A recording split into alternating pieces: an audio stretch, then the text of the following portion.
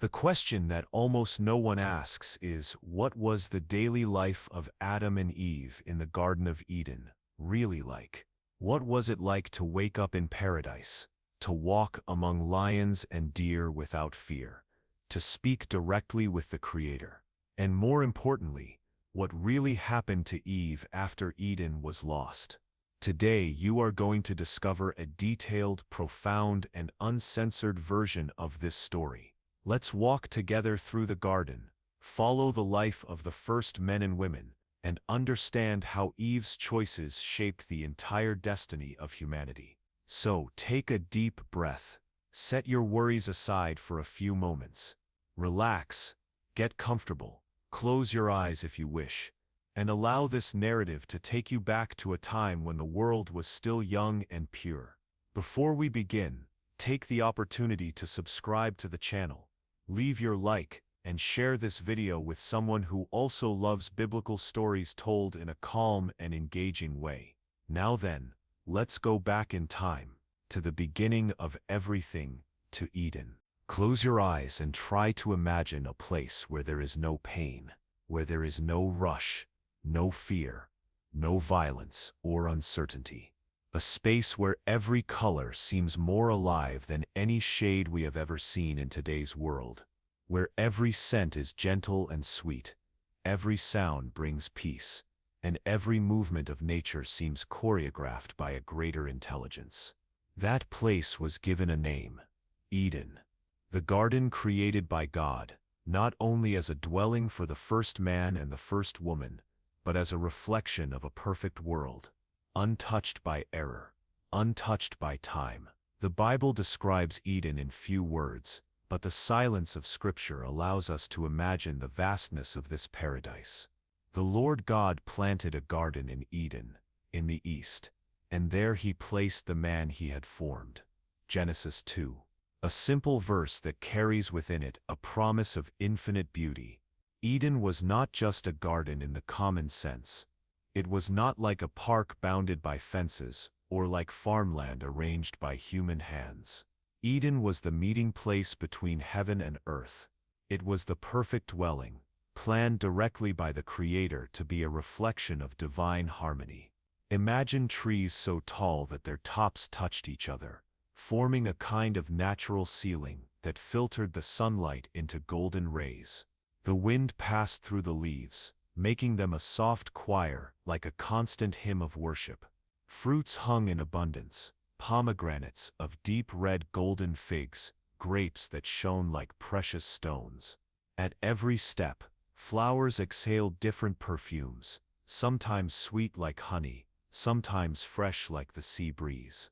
And every river that crossed the garden was so crystal clear it seemed like a liquid mirror, reflecting the perfect blue of the sky. Genesis mentions that from Eden came a river that divided into 4 branches, Pishon, Gihon, Tigris, and Euphrates. These names, which still echo in human history and geography, were more than mere locations. They symbolized the idea that from Eden flowed life, and that life spread across the earth. It was as if the heart of creation was there, pumping living water to irrigate everything that existed. In Eden, animals did not attack each other. The lion lay beside the lamb, and the bear posed no threat to the deer. There was no bloodshed, no predatory instinct. The instinct there was another peaceful coexistence. Man did not need to protect himself, did not need to build weapons or fences. He walked among them as a guardian, a friend, someone who did not dominate by force but by the authority received from God Himself. And there was more. The climate.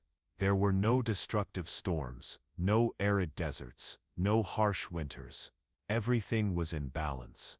The sun did not burn excessively, and the night did not bring deadly cold.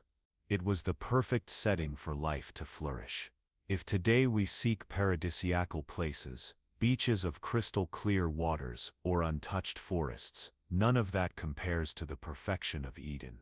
Every detail was designed so that man and woman would never know scarcity, the struggle for survival, or the feeling of abandonment.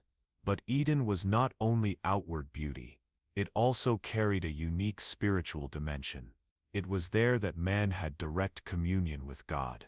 The Creator walked in the garden at dusk, and his presence filled the air like an invisible perfume. There was no separation between the divine and the human. Eden was a space of intimacy, where God was not only a distant concept, but a real loving and near presence. Imagine what it meant to hear the voice of God, not as an echo in the pages of Scripture, but as a direct, present, and warm sound. This was the privilege of Eden. This perfect setting also had an order. In the middle of the garden, God planted two special trees, the tree of life and the tree of the knowledge of good and evil.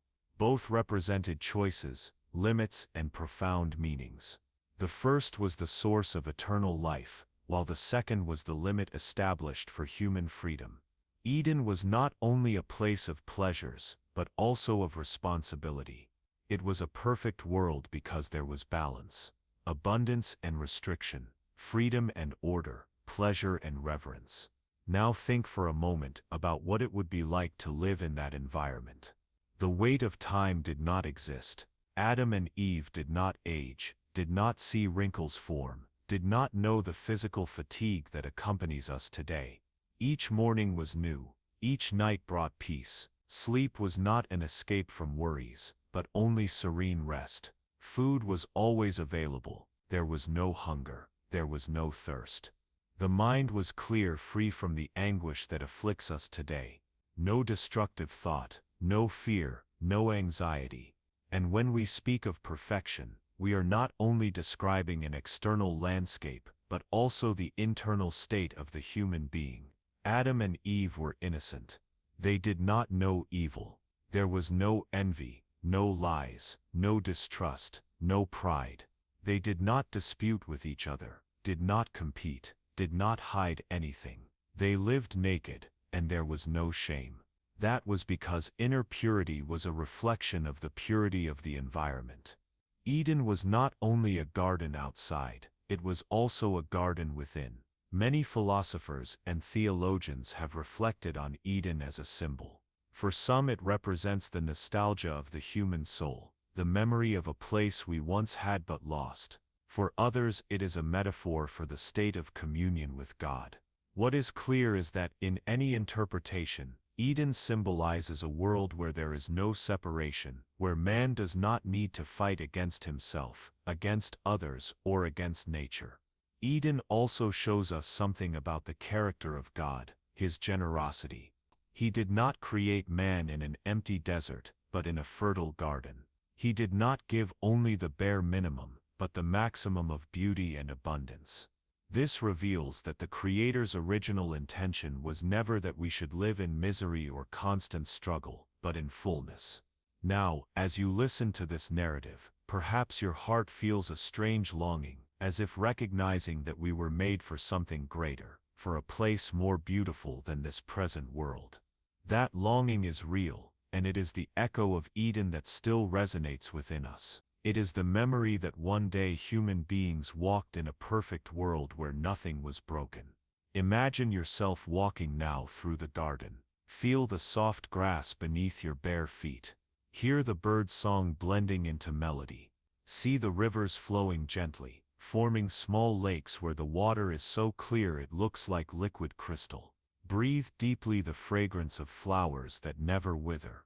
And in the background, perceive a gentle light, a presence that warms the heart. It is the Creator, approaching to speak. This was Eden, this was the beginning of humanity. A perfect world, prepared to be eternal. A place where creation and Creator were in complete harmony. Silence hovered over creation. The waters were already running through the rivers. The birds were already flying in the sky. And the trees stretched out their branches like upright arms toward the Creator. Every animal already had form, color, function, and purpose. The earth was filled with life, but something was still incomplete. It was as if the symphony of creation had all its instruments tuned, but lacked the main melody. It was then that God formed man from the dust of the earth. Not as one who molds a cold statue, but as one who shapes a vessel destined to carry treasures. Every detail was designed, the hands capable of working and caressing, the eyes created to behold beauty and distinguish light from darkness, the heart which not only pumps blood but beats with the capacity to love and be moved.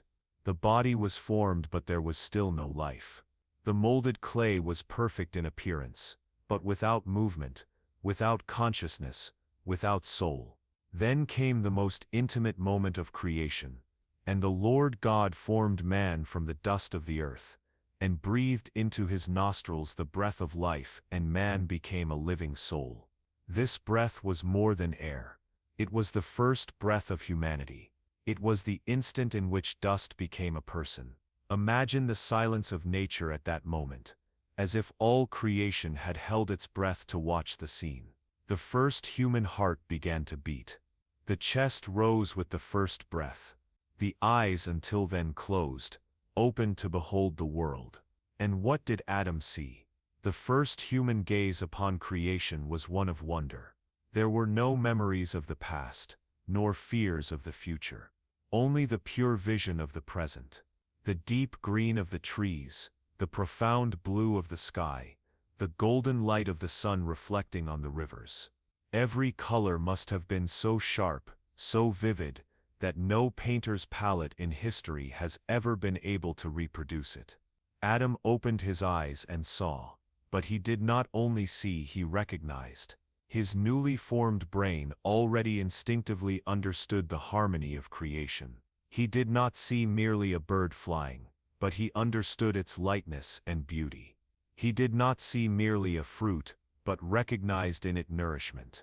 Every perception came with meaning, and every meaning came with gratitude. Imagine yourself in his place, the first human consciousness awakening. The first thought, the first movement, the first touch upon the soft grass of Eden, the gentle coldness of the water running through his fingers, the sound of the breeze passing through the trees. Everything was new, and at the same time everything seemed familiar, because his soul had been molded for that place. And above all, the first thing Adam saw was not only the garden but the presence of God. The Creator stood before him. No human being ever began existence in solitude. Man was born accompanied, born seen, born loved. Adam did not need to ask who he was or what his purpose was, for the simple gaze of God upon him already gave him identity.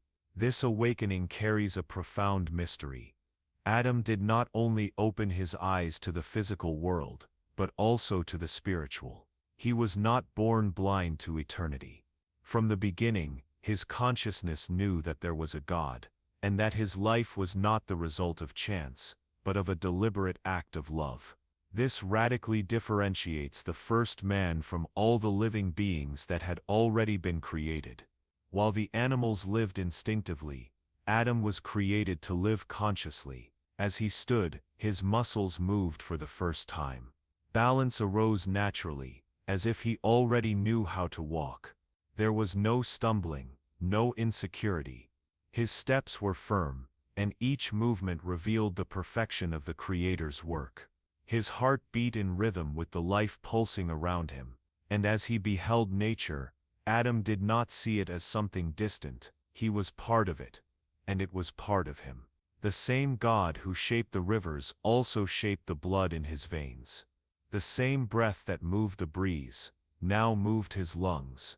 The same voice that commanded "Let there be light" now gave him the ability to speak. Perhaps the most striking detail of this awakening was the absence of fear. Today, when we open our eyes in an unknown place, we feel apprehension, strangeness, insecurity. But Adam opened his eyes in a perfect world, and within him there was only peace. The human gaze knew no guilt, knew no anxiety, knew no doubt. There was only full trust. This first awakening teaches us something. True human identity is born in relationship with God. Adam did not define himself, did not seek meaning in himself. He found all this in the gaze of the Creator. That is why so often today we feel lost, because we try to build our identity away from God, when from the beginning we were made to live in communion with Him. After the awakening came discovery. Adam began to explore the garden. He touched the leaves, tasted the fruits, walked alongside the animals. Each step was an encounter. He did not see merely shapes and colors, but recognized purpose.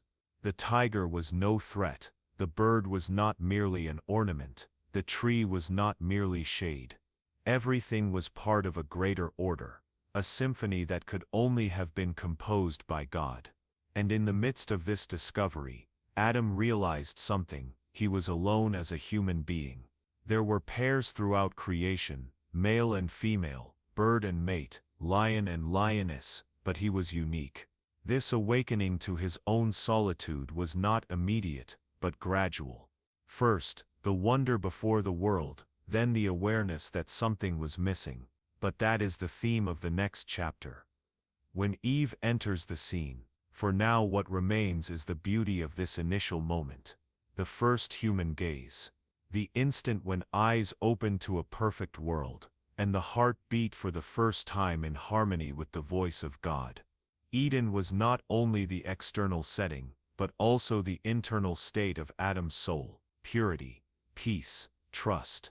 And perhaps as you hear this narrative, you realize that within yourself there still exists this ancestral memory, a longing for a time when there was no pain, a memory, however distant, of an awakening in peace, in harmony, in perfection. This is the echo of Eden, and it is also the promise that human history, though marked by the fall, began with a gaze of wonder. The first man had awakened. His eyes had been filled with the beauty of Eden. His ears had heard the symphony of nature, and his heart beat in harmony with the voice of God.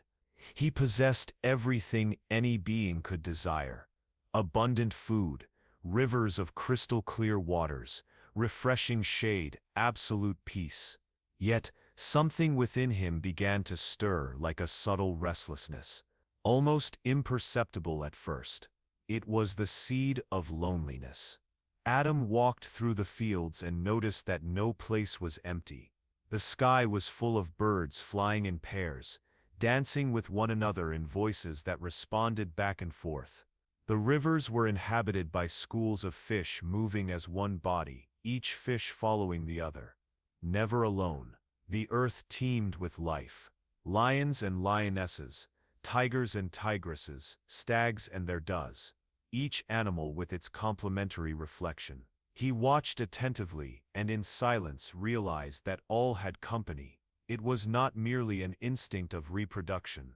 It was the communion of existing together. The male found rest in the gaze of the female, and the female was completed in the presence of the male. It was as if the whole creation celebrated a duet dance.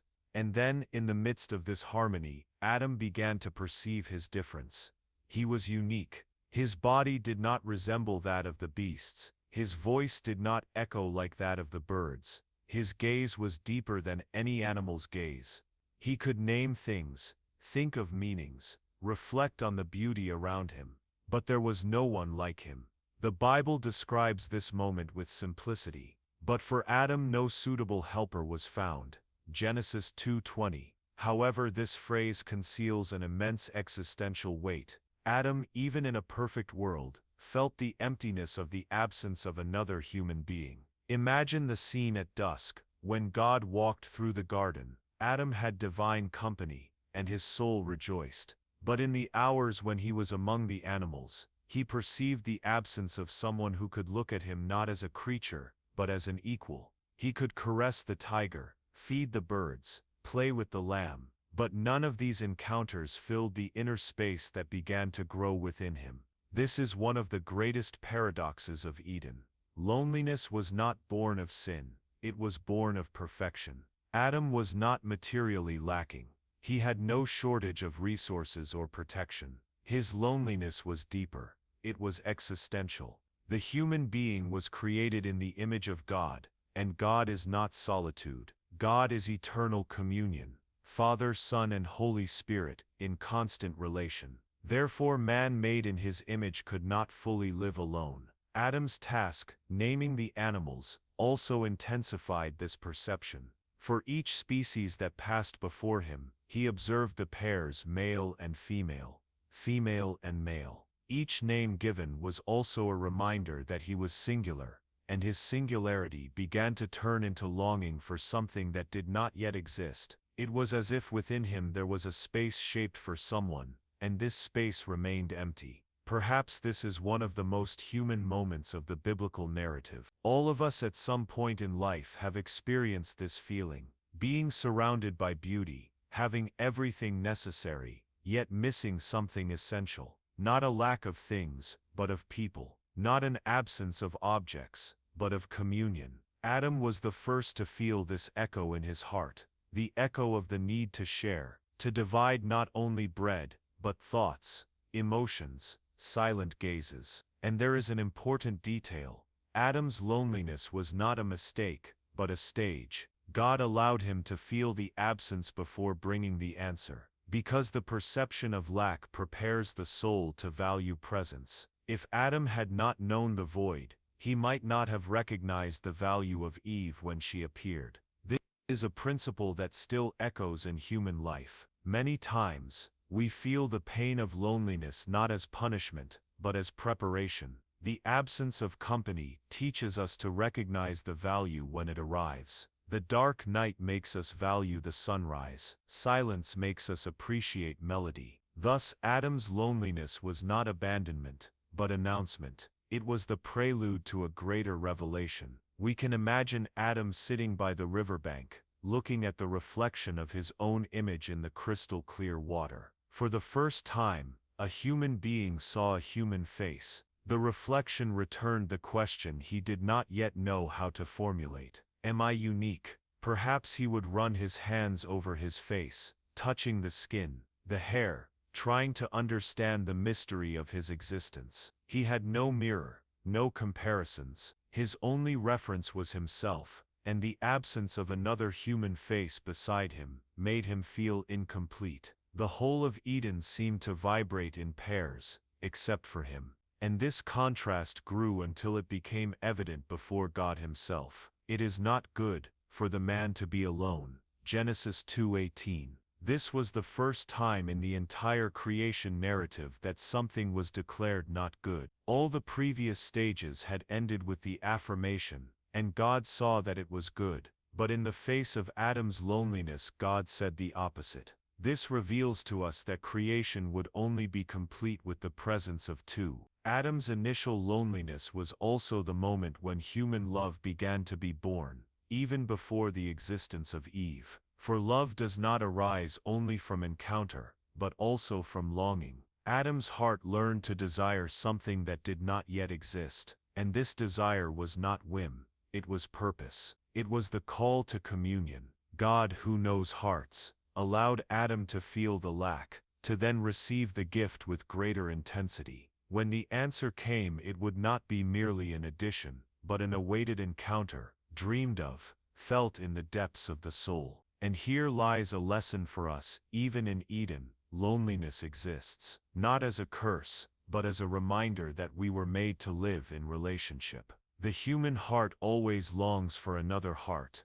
and that longing is part of our very creation. The emptiness Adam felt in that garden was the space where love would take root. It was the fertile ground where the presence of Eve would be planted. It was the prelude to the first story of encounter between two human beings. Adam had already experienced the fullness of Eden.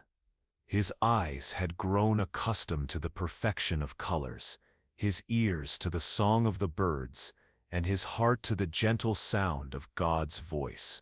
He had everything he could ever desire: abundant food, shade, peace, rivers of crystal clear waters, the company of the animals, and the constant presence of the Creator. Yet within him grew a feeling he did not know how to name, a kind of silent emptiness, as if something were missing for harmony to be complete. He saw the animals walking in pairs, birds in duet, each creature accompanied by its complementary reflection. And there among them, He was the only one who remained alone. God, who sees everything, beheld the man's solitude, and spoke something that until then had never been said in all of creation. It is not good that the man should be alone. It was the first time that something had been declared not good since the beginning of the world. Light had been good, the waters had been good, the trees, the animals, everything bore the seal of the Creator's approval.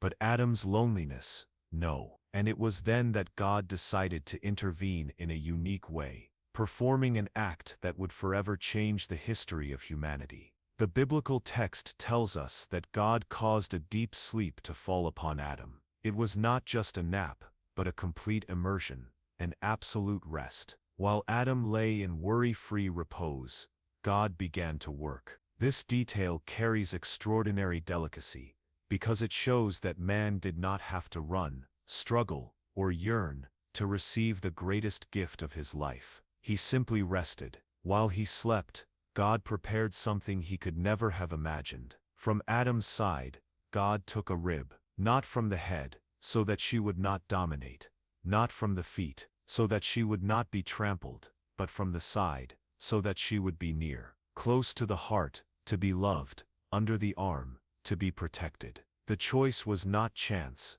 but symbol. The woman would not be inferior nor superior, but companion, not above, not beneath, but alongside. And then, from the man's own body, God formed Eve. She was not made from the dust, as Adam was, but from part of him, as if she were an extension of his essence. Eve was born as reflection and complement, bringing within herself what man lacked. If Adam carried strength in his structure, Eve carried delicacy. If he represented order, she represented harmony. Each bore something within that could only find completeness in the encounter with the other. When Eve opened her eyes for the first time, she saw before her a perfect garden. Flowers blossomed, rivers sparkled, the gentle breeze touched her skin. The first feminine gaze in the world opened to the beauty of creation and to the love of the Creator. And there she was, molded not to be alone, but to share. Her very essence was born oriented toward communion. Then came the most awaited moment. God brought Eve to Adam. Imagine the scene. The man awakens from his deep sleep, and before him, sees for the first time another human being. Not an animal, not his own reflection in the water, but someone who looks back at him with similar eyes. Adam's heart must have raced, for before him stood the answer to the emptiness that had accompanied him. His first recorded words in the Bible were a cry of recognition and joy. "This at last is bone of my bones and flesh of my flesh." It was as if all the longing he could not explain now found its answer. He saw in her not merely a companion, but a part of himself that had been taken away and now returned in living form. Eve was different, yet the same. She was other, yet she was him. This first encounter was more than physical, it was spiritual. For the first time, man and woman looked into each other's eyes, and realized they were made for one another. There was no shame, no fear, no rivalry. There was only recognition and unity. Adam saw in Eve the piece that completed his being. Eve saw in Adam the root from which she came. They did not need long explanations, because the gaze was enough. The silence of that moment was eloquent. There was born human love. Not love corrupted by selfishness or desire for possession, but pure love that springs from the recognition of the other as part of oneself. To love is in essence, to recognize oneself in another, and that is what happened in that encounter. Adam and Eve did not need to learn love, because it was already inscribed in their very origin. Creation then reached its fullness. The world was already beautiful, but now it was complete. The image of God was reflected not only in man, but in the relationship between man and woman. For God is eternal communion, and only in the meeting of two similar beings was communion manifested in its totality. We can imagine Adam extending his hand to Eve, perhaps touching her face with reverence, as one holds something sacred. Perhaps Eve smiled, enchanted to see in his eyes the reflection of herself. The scene was marked by purity. They met naked and felt no shame. for there was not yet malice, only the transparency of perfect communion. And before them, God declared, "Therefore a man shall leave his father and his mother and hold fast to his wife, and they shall become one flesh." This was the foundation not only of marriage, but of all human communion. The human being was not made to be an island. He was made to unite, to share, to walk together. The creation of Eve was not merely the resolution of Adam's solitude. It was the birth of communion, the beginning of the history of human love, the clearest reflection of the divine image in humanity itself. Eden was now not only a garden of beauty, but a home of encounters.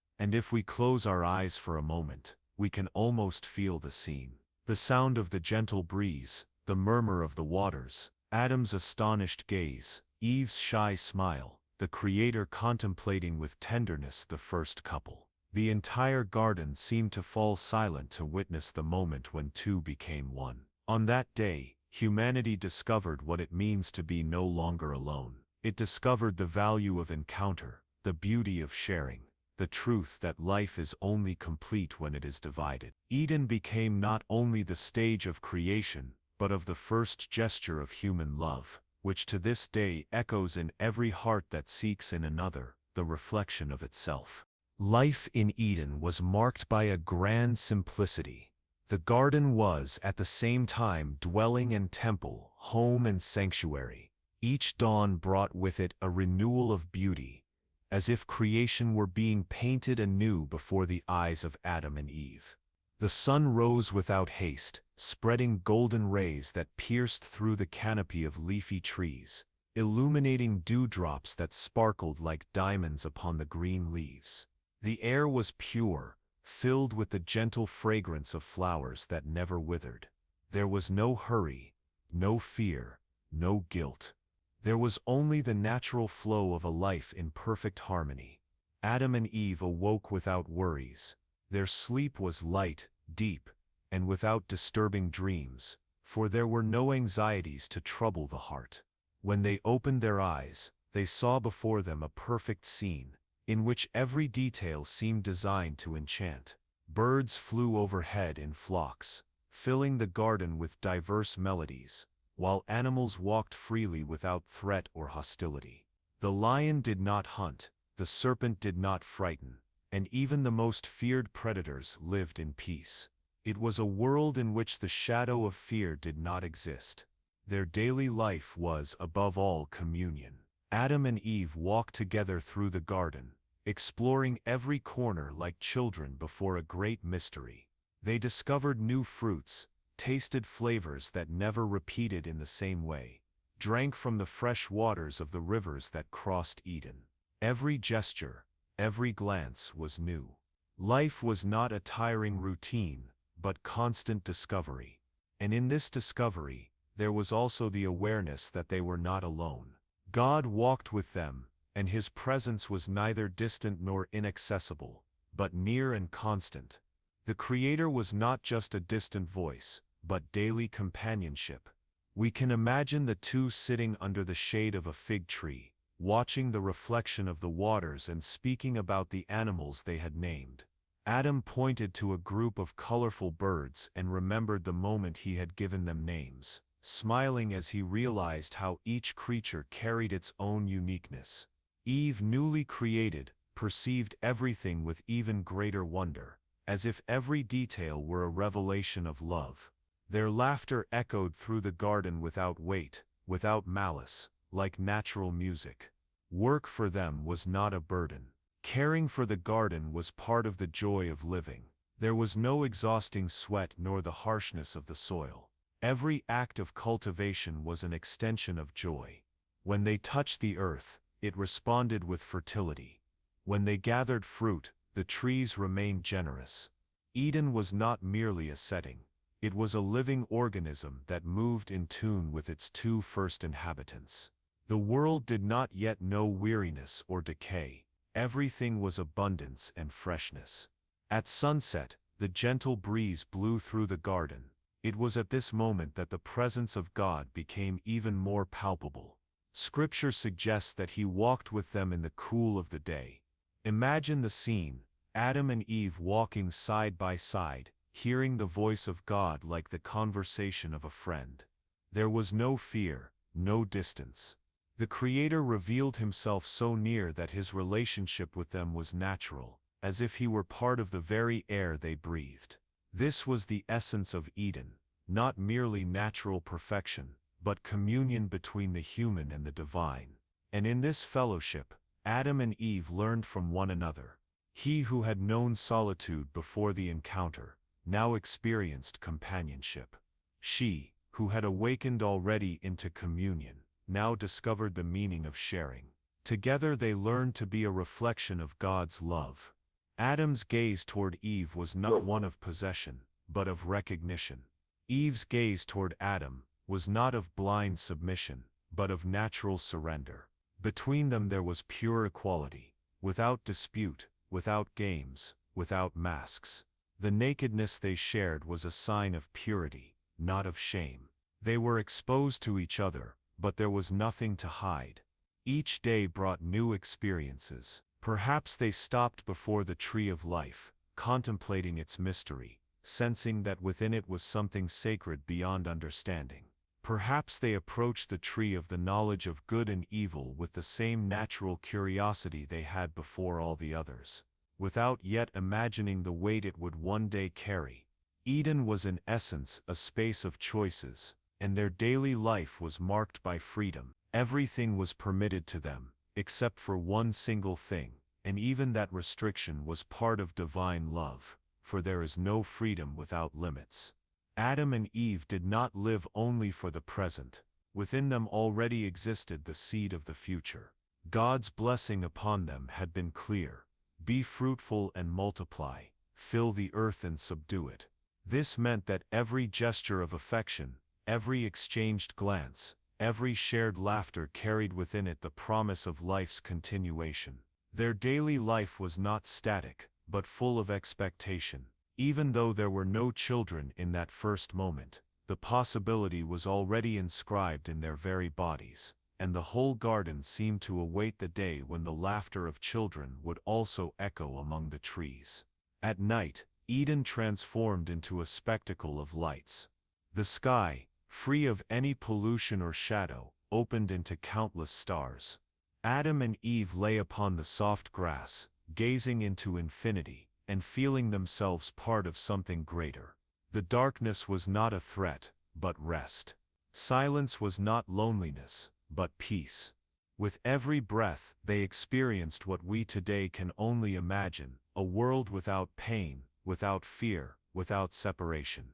Their daily life in Eden was the highest expression of what it means to live in harmony. The earth responded, the animals drew near without hostility. The water was always fresh, the food always abundant. There was no sickness, no fatigue, no weeping. Every gesture was pure, every word was true. Life required no masks, because truth was natural. This account, though wrapped in mystery, awakens in us a silent nostalgia. Within every human being there seems to be a distant memory of this garden, as if our souls carried an echo of Eden, a remembrance of a time when there was no division between body and spirit, between man and nature, between humanity and God. Perhaps this is why the human heart, even today, is never fully satisfied. We carry within us a longing for paradise. Adam and Eve did not know that this perfect daily life would one day be interrupted. They did not imagine the gravity of the choices they would make. They lived each moment with the lightness of innocence, believing that the garden would always be there, intact, as an eternal home. The future, for them, was not a concern, because the present was complete. And in that completeness may lie the greatest secret of Eden, to live without haste, without fear, and without guilt. Simply to live. The relationship between Adam and Eve was something the world had never seen before. Because it was the first, there were no previous models, no inherited traditions, no social conventions or imposed rules. Everything that existed between them was born directly from divine intention. And that is why, from the very first look, they recognized each other not as strangers but as complementary parts of the same whole. Their relationship was marked by a purity we no longer know, a bond in which there was no manipulation, no lies, no jealousy, and no rivalry. It was the reflection of the very harmony that reigned in the garden. Adam, when contemplating Eve for the first time, did not see her as possession or object, but as companion. His exclamation before her was not a cry of dominion, but of recognition. This at last is bone of my bones and flesh of my flesh. That phrase carries no authority, but admiration. He did not say this is my property, but this is part of me. And that detail reveals much about the essence of that first relationship. The love that united them was not born of neediness or desire for control, but of mutual recognition. They were two, but they formed one. Eve, when looking at Adam, also did not see him with fear or servitude. She saw him as origin, as someone she could trust and with whom she could share. There was no mistrust, no past wounds, no accumulated insecurities. Eve was as pure as the garden, and her relationship with Adam reflected that innocence. She could smile without fear of judgment, speak without fear of rejection, look into his eyes, and find only acceptance. That is perhaps the greatest mystery of their relationship. It was a love without masks. We can imagine what their days together were like. They walked side by side, exploring Eden, touching the trees, talking about each new discovery. Adam may have taught Eve the names of the animals he had already given before she existed, and Eve, with her natural curiosity, was enchanted as she repeated the names, as if learning a secret of creation. There was laughter, there were dialogues, there were silences full of meaning. They did not need many words, because simple presence was enough. At times perhaps they sat by the river, simply observing the reflection of the waters. Adam looked at Eve and saw in her not only outward beauty, but the realization of a dream he did not even know he had. Eve looked at Adam and felt in him security, not the security that comes from brute strength, but that which is born from care. For from the beginning, the purpose of man was not to dominate woman, but to protect, to cultivate, and to share. Their relationship was so pure that nakedness was not a cause for shame. This may seem strange to us, accustomed as we are to associate nakedness with vulnerability or exposure. But in Eden, nakedness was only a sign of transparency. There was nothing to hide, because there was no malice. Every look was clean, every gesture was sincere. They could be completely exposed to each other without fear of rejection or condemnation. This level of surrender was only possible because the human heart had not yet known corruption. Another aspect of their relationship was absolute equality. Adam was not superior, Eve was not inferior. Both were a reflection of the image of God, and both had the same dignity before the Creator. The difference between them was not meant to generate hierarchy, but complementarity. What was lacking in Adam was found in Eve, and what was lacking in Eve was completed in Adam. There was no competition, because there was no need to prove who was greater. There was only cooperation and communion.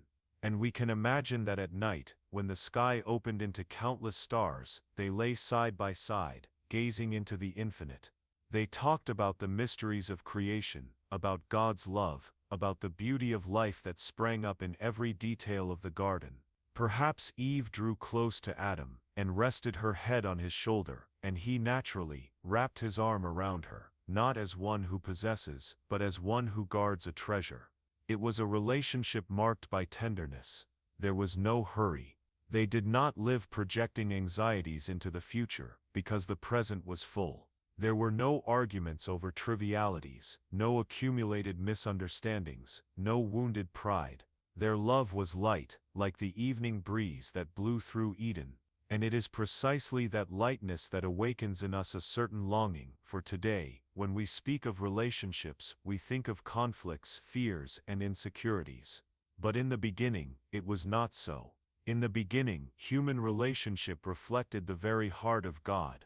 The relationship of Adam and Eve was also marked by purpose. They were not placed together only to keep each other company, but to care for the garden, to multiply life, to govern creation with wisdom. Their love was not turned only toward themselves, but overflowed into the world around them.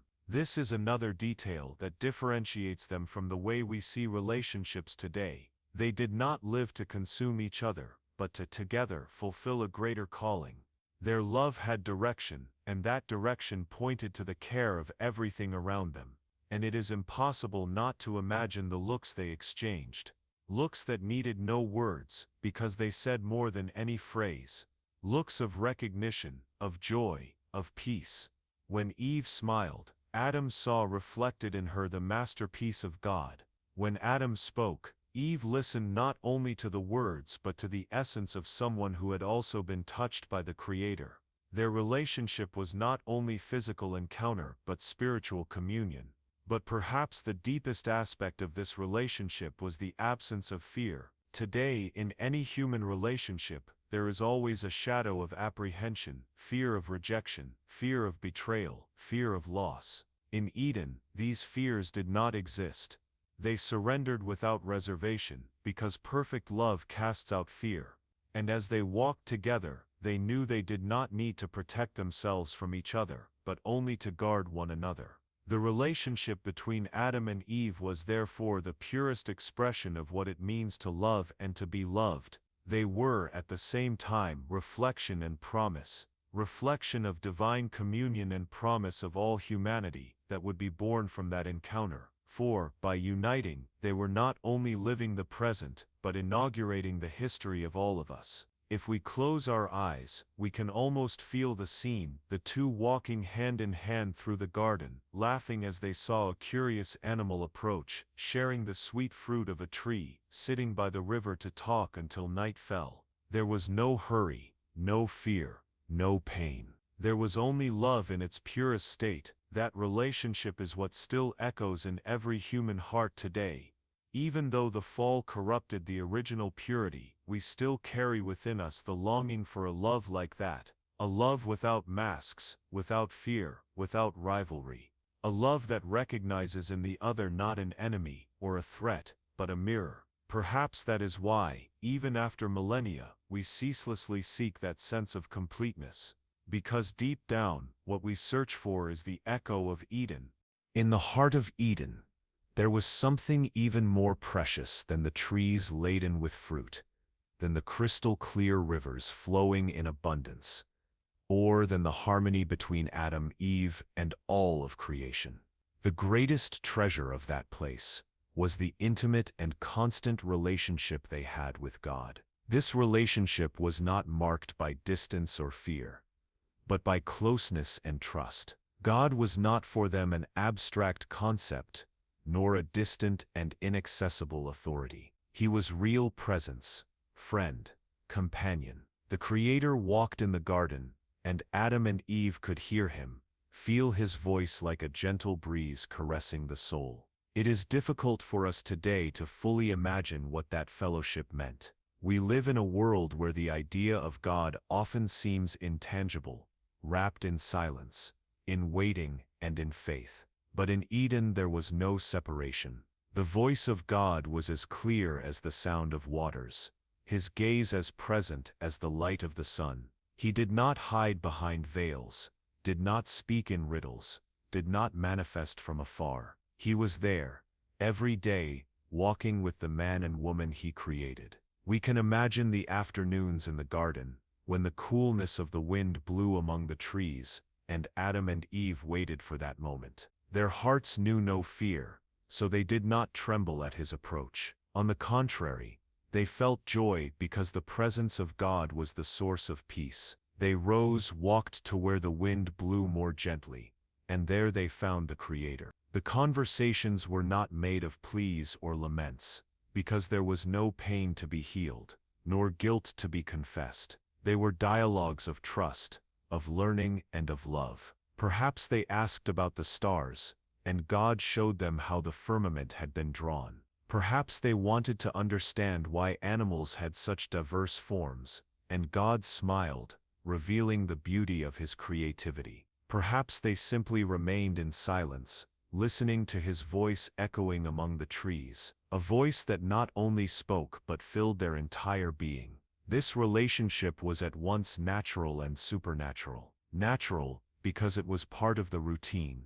supernatural because it transcended any human explanation. Adam, when looking at God, saw in the Creator the source of his very life. He knew he had been formed from the dust of the earth, but he also knew that this dust only had life because it received the divine breath. Each breath was a reminder that life did not belong to him, but was a constant gift. Eve, when looking at God, perceived that she had not been created to live in isolation, but to share. In God she understood her very existence, her reason for being. Neither of them needed to seek meaning outside the Creator, because all meaning flowed directly from him. This relationship was also marked by absolute trust. Adam and Eve did not question God's love, because they had never experienced a lie. When the Creator told them they could eat of all the trees except one, they believed without reservation. There was not yet within them the desire for transgression,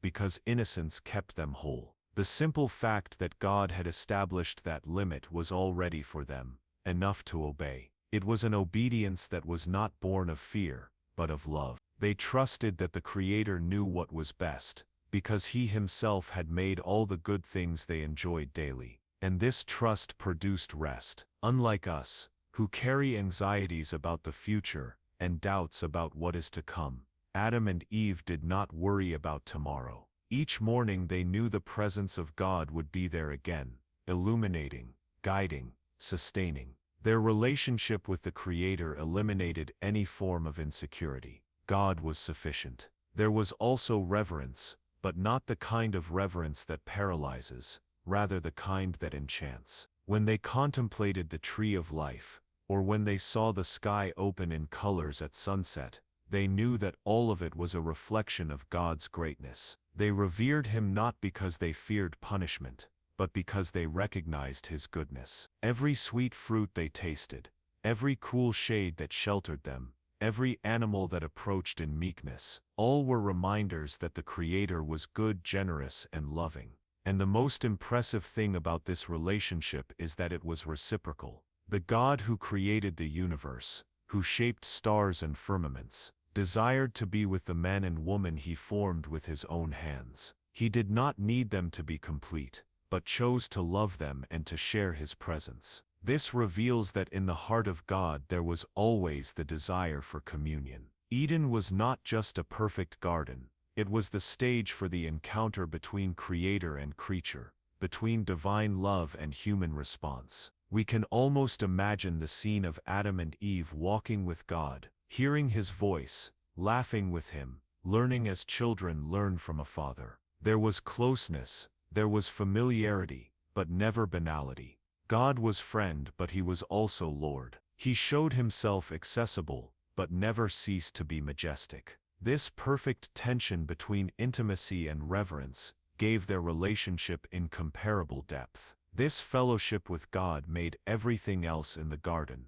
even more meaningful. The love between Adam and Eve was strengthened because it flowed from the love they received from the Creator. The care for the animals and the earth was not just responsibility, but an act of gratitude. The very rhythm of the day, from sunrise to sunset, was a natural liturgy, in which every moment was marked by divine presence. And perhaps here lies the greatest difference between that original relationship and our current reality. Adam and Eve lived without barriers between themselves and God. There was no guilt, no sin, no separation. They did not need to seek signs, because His presence was constant. They did not need to fight against doubt, because certainty was natural. They knew God as one knows the closest friend, as one knows one's own breath. That relationship, so intimate and perfect, also explains the pain that would come later. When sin entered,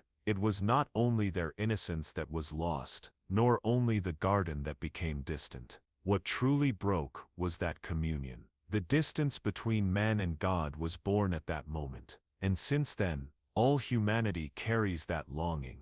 We seek incessantly to recover something our first parents experienced fully. That longing is perhaps the deepest mark Eden left in us. Adam and Eve did not know, as they walked in the garden, how precious that was. For them that daily presence was as natural as the air they breathed. They did not need to desire, because they already lived in fullness. But for us, who inherited the weight of the fall, that scene seems almost unattainable. Even so, within every human heart there is an echo of that relationship. It is as if the soul always whispers, "You were created to be with God." Therefore, when we contemplate their relationship with the Creator, we feel not only admiration but also a calling. We are invited to remember that, even outside Eden, God still desires closeness. Even after the separation, He has not ceased to seek man. And this pursuit runs through all of history until it finds its highest point in Christ,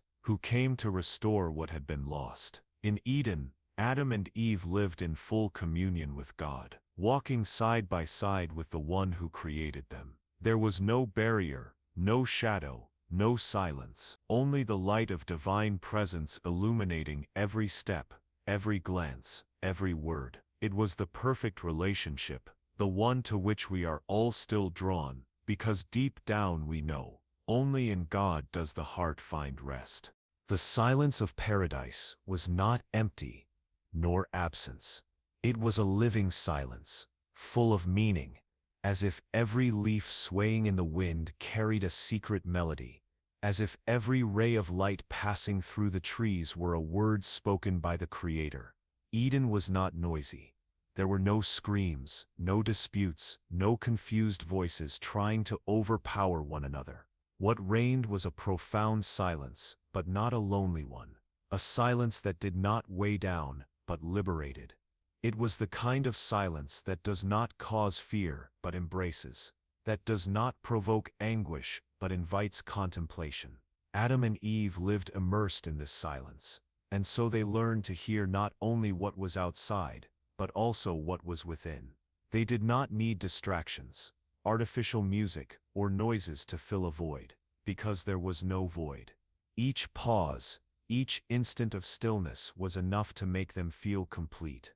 The silence was an extension of the peace that reigned within them, and so the garden did not need to be filled with exaggerated sounds. The song of the birds, the flowing of the waters, the breath of the breeze, all of this was enough to compose the perfect melody. Imagine Eve sitting beside a leafy tree, her feet touching the moist grass, as she gazes at the reflection of the sky in the river. There is no hurry, no mental noise, no worries, only silence. Adam, perhaps lying in the grass nearby, breathes deeply and realizes that this silence is not the absence of sounds, but the presence of something greater, something that surrounds and cradles. They do not need to speak all the time, because even silence becomes a language. It is in silence that they recognize each other, that they meet, that they draw even closer. This silence of paradise also revealed the greatness of God. In the interval between one word and another, in the space between a visit from the Creator and the simple fall of the evening, they realized that silence was also a form of presence. It was not necessary for God to speak at every instant, because His silence already said everything.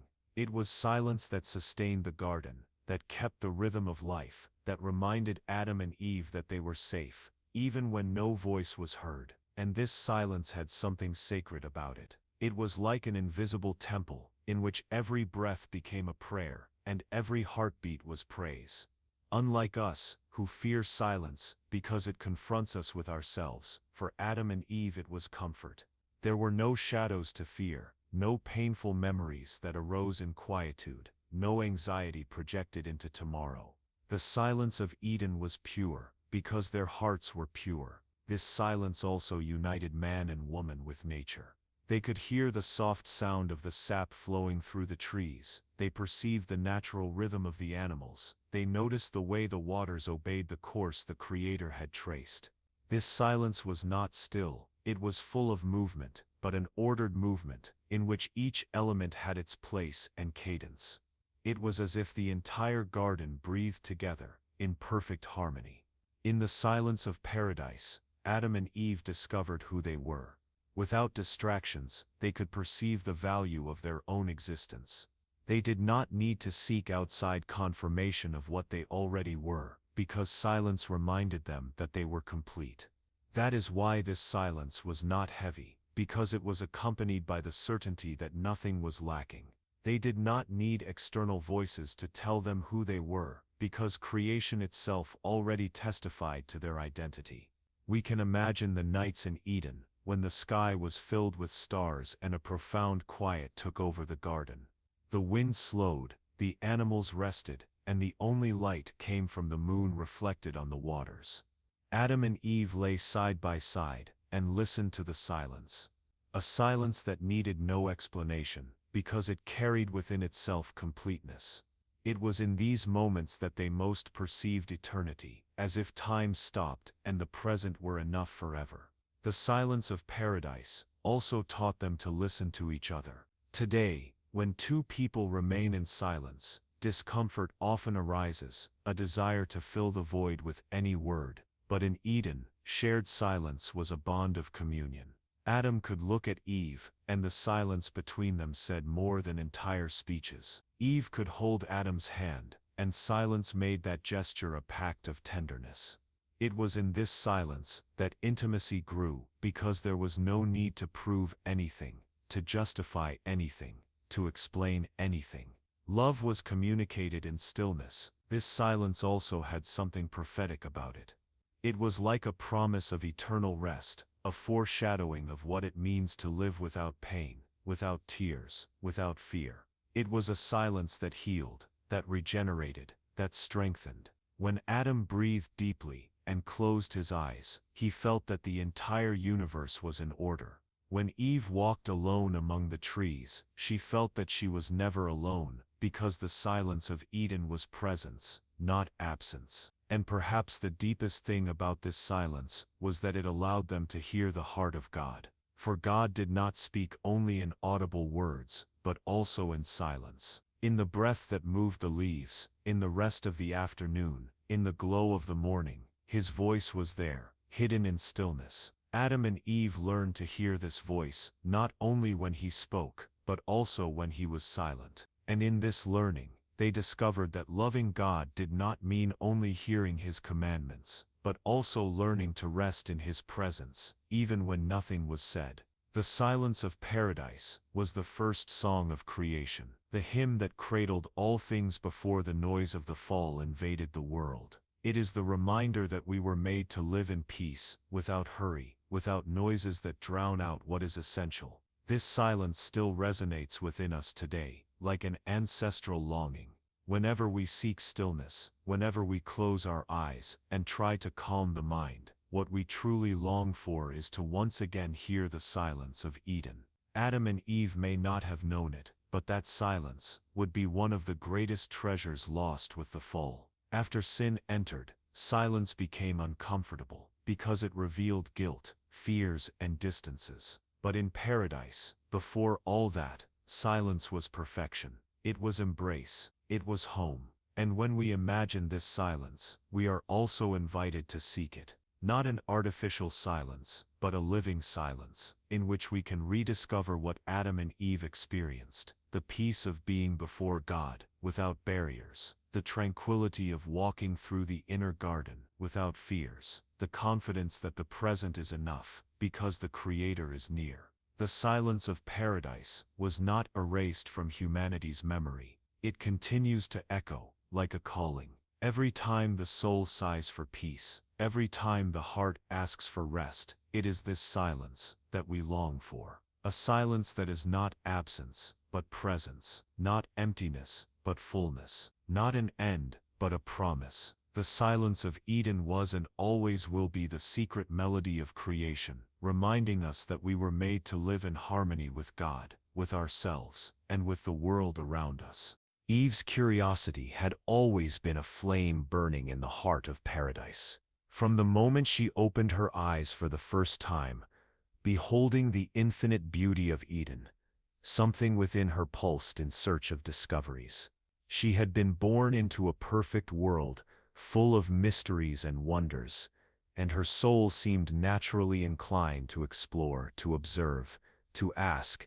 If Adam saw in the garden a space to tend, protect, and name, Eve saw in it a field of enchantments to be unveiled. She walked among the flowers and did not merely admire their colors, but wondered why each petal had a specific shape, why each scent had a different intensity. For her, the garden was not just home. It was also an invitation to dive deeper. This curiosity was not disobedience, nor was it empty restlessness. It was part of the human essence God had placed in her soul, the desire to know, and that desire was not a burden, but a gift.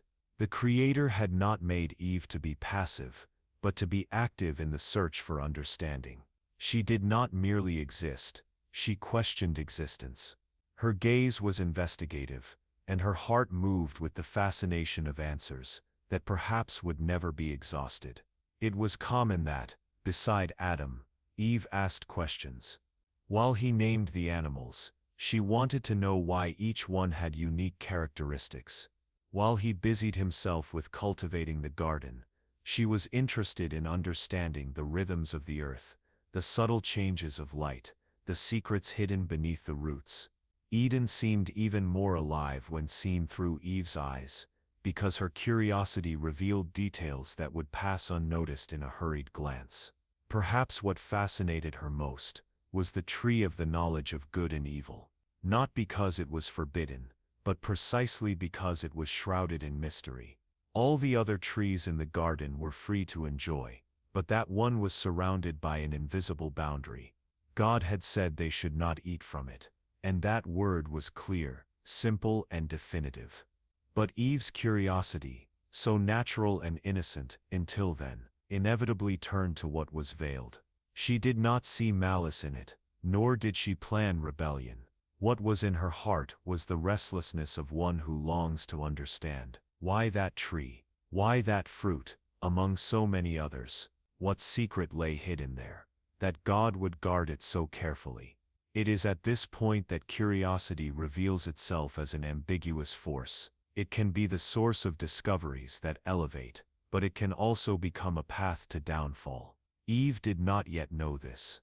For her, the desire to know was natural, pure, like the will to breathe. She did not see herself as someone at risk, because she had never experienced danger. Until that moment, the whole world had been safe, generous, abundant. How could she suspect anything amidst perfection? Adam, of a different temperament, perhaps was not as bound by such questions. His trust in what God had said was firm and simple, but Eve was moved by another sensitivity. For her, obeying God was not a matter of difficulty, but there was something in her that yearned to understand the reasons, to decipher the mysteries, to come closer to knowledge. This trait was not a flaw, it was a unique characteristic that also reflected the way God had made her. Time in Eden flowed unhurriedly, and in every season Eve found something new that awakened her attention. Perhaps she lingered longer than Adam before the delicacy of an insect, or before the movement of a stream that changed its course upon meeting a stone. Perhaps she observed an animal's behavior and sought to understand what drove its instincts. Her curiosity was also an expression of her desire to connect deeply with the garden, not merely to live in it, but to understand it. Yet that same curiosity also made her vulnerable. For when something seemed hidden from her, her mind would return incessantly to that point. The forbidden tree was not isolated in some secret region of Eden, but visible, within sight. And every time she passed by it, Eve asked herself again, why not? What was the true reason? Could it be that something so powerful was kept there, something that could further expand her understanding of the world? Curiosity, when it finds no rest, can become unrest. And it was precisely in that opening that the serpent's voice found space. The most cunning animal in the garden did not try to conquer Eve by force, but by suggestion. It did not present clear promises of destruction, but questions, insinuations, stimulations of the curiosity that already existed in her heart. What had once been mere fascination with mystery gradually turned into a desire to penetrate the forbidden veil. It must be said that this curiosity of Eve's was not born of evil, but it became a door for it. It was not curiosity itself that brought the fall but the way it was guided. God had created the woman with a thirst to know, but also with the freedom to choose in what direction that thirst would be satisfied. Eden was full of wonders to be explored, but her insistent gaze at the single boundary imposed eventually diverted her heart. And yet, even before the temptation, this curiosity already revealed something beautiful: the human desire to transcend, to not be content merely with the surface. Eve represented the part of humanity that questions, that seeks, that looks beyond. She was a reflection of the divine image itself, for the Creator had not made man and woman as obedient machines, but as beings endowed with consciousness, capable of asking and seeking. The problem was not in asking, but in seeking answers outside of trust in God. Thus, Eve's curiosity is also a mirror of our own condition. To this day we are driven by that flame. We want to understand what is hidden. We want to cross boundaries. We want to discover what we do not yet know. This force leads us to great achievements, but it can also lead us to abysses if we do not learn to discern where to stop. Eve was no different from us. On the contrary, in her we see our very soul reflected. In the silence of the garden, when everything seemed perfect, Eve looked toward the mystery and wondered what might lie beyond. And perhaps deep down, that is the question that has accompanied all humanity since then. What exists beyond the limit, beyond obedience, beyond what we already have? Eve's curiosity, even though it turned into downfall, reminds us that we were made with a thirst for the infinite, and that this thirst only finds true rest when directed toward God Himself, not toward the illusory promises of a forbidden fruit. Eden was the stage of this curiosity, and Eve its protagonist. She looked at the world with eyes that were not content to see only the visible. The whole of paradise seemed to speak to her, as if creation were a constant riddle to be unraveled. And deep down, her curiosity was not only about trees, fruits, or boundaries. It was about the very meaning of existence. Who are we? Why are we here? How far can we go? Questions that have echoed since the beginning of humanity, and that began in the curious heart of the first woman. The encounter with the serpent was the point at which the perfect silence of Eden began to fragment. Eve walked alone among the trees, perhaps in one of those moments of contemplation in which her curiosity led her to look more closely at the details of the garden. The wind was gentle, the birdsong spread like music, and the river ran calmly, reflecting the golden glow of the afternoon. Nothing seemed out of place, and yet in the woman's heart something stirred intensely: the memory of the forbidden tree. She passed by so many generous trees, full of sweet and varied fruits, but inevitably her eyes turned to that one, so beautiful and mysterious. And it was in this space of restlessness that the serpent appeared. It was not just any animal, nor a simple crawling creature. Scripture describes it as the most cunning of all the animals of the field, and its cunning did not manifest through strength or violence, but through the ability to touch the heart with subtle words. Unlike the other beings of Eden, which lived in silence or in natural sounds, the serpent spoke, and that in itself was already an event that aroused fascination. Eve was not frightened to see it, because until then she did not know fear. There was not yet the concept of threat or malice. To her the serpent's speech was just another mystery of the garden, something curious, worthy of attention. And the serpent did not begin with a statement, but with a question. Questions have the power to destabilize, to open spaces in the mind where before there had been only certainty. Is it true that God said you cannot eat from any tree in the garden? The subtlety was in the exaggeration. The serpent was not directly accusing, but planting doubt. Eve naturally replied, "No, it was not all but only one, the tree of the knowledge of good and evil, because on the day they ate from it, they would die." Her response was still firm, rooted in the order received from the Creator. But the serpent knew that doubt was a seed, and seeds, when they fall into fertile soil, silently germinate. Then came the second voice, bolder, more penetrating. "You will not certainly die. God knows that on the day you eat of it, your eyes will be opened, and you will be like God, knowing good and evil."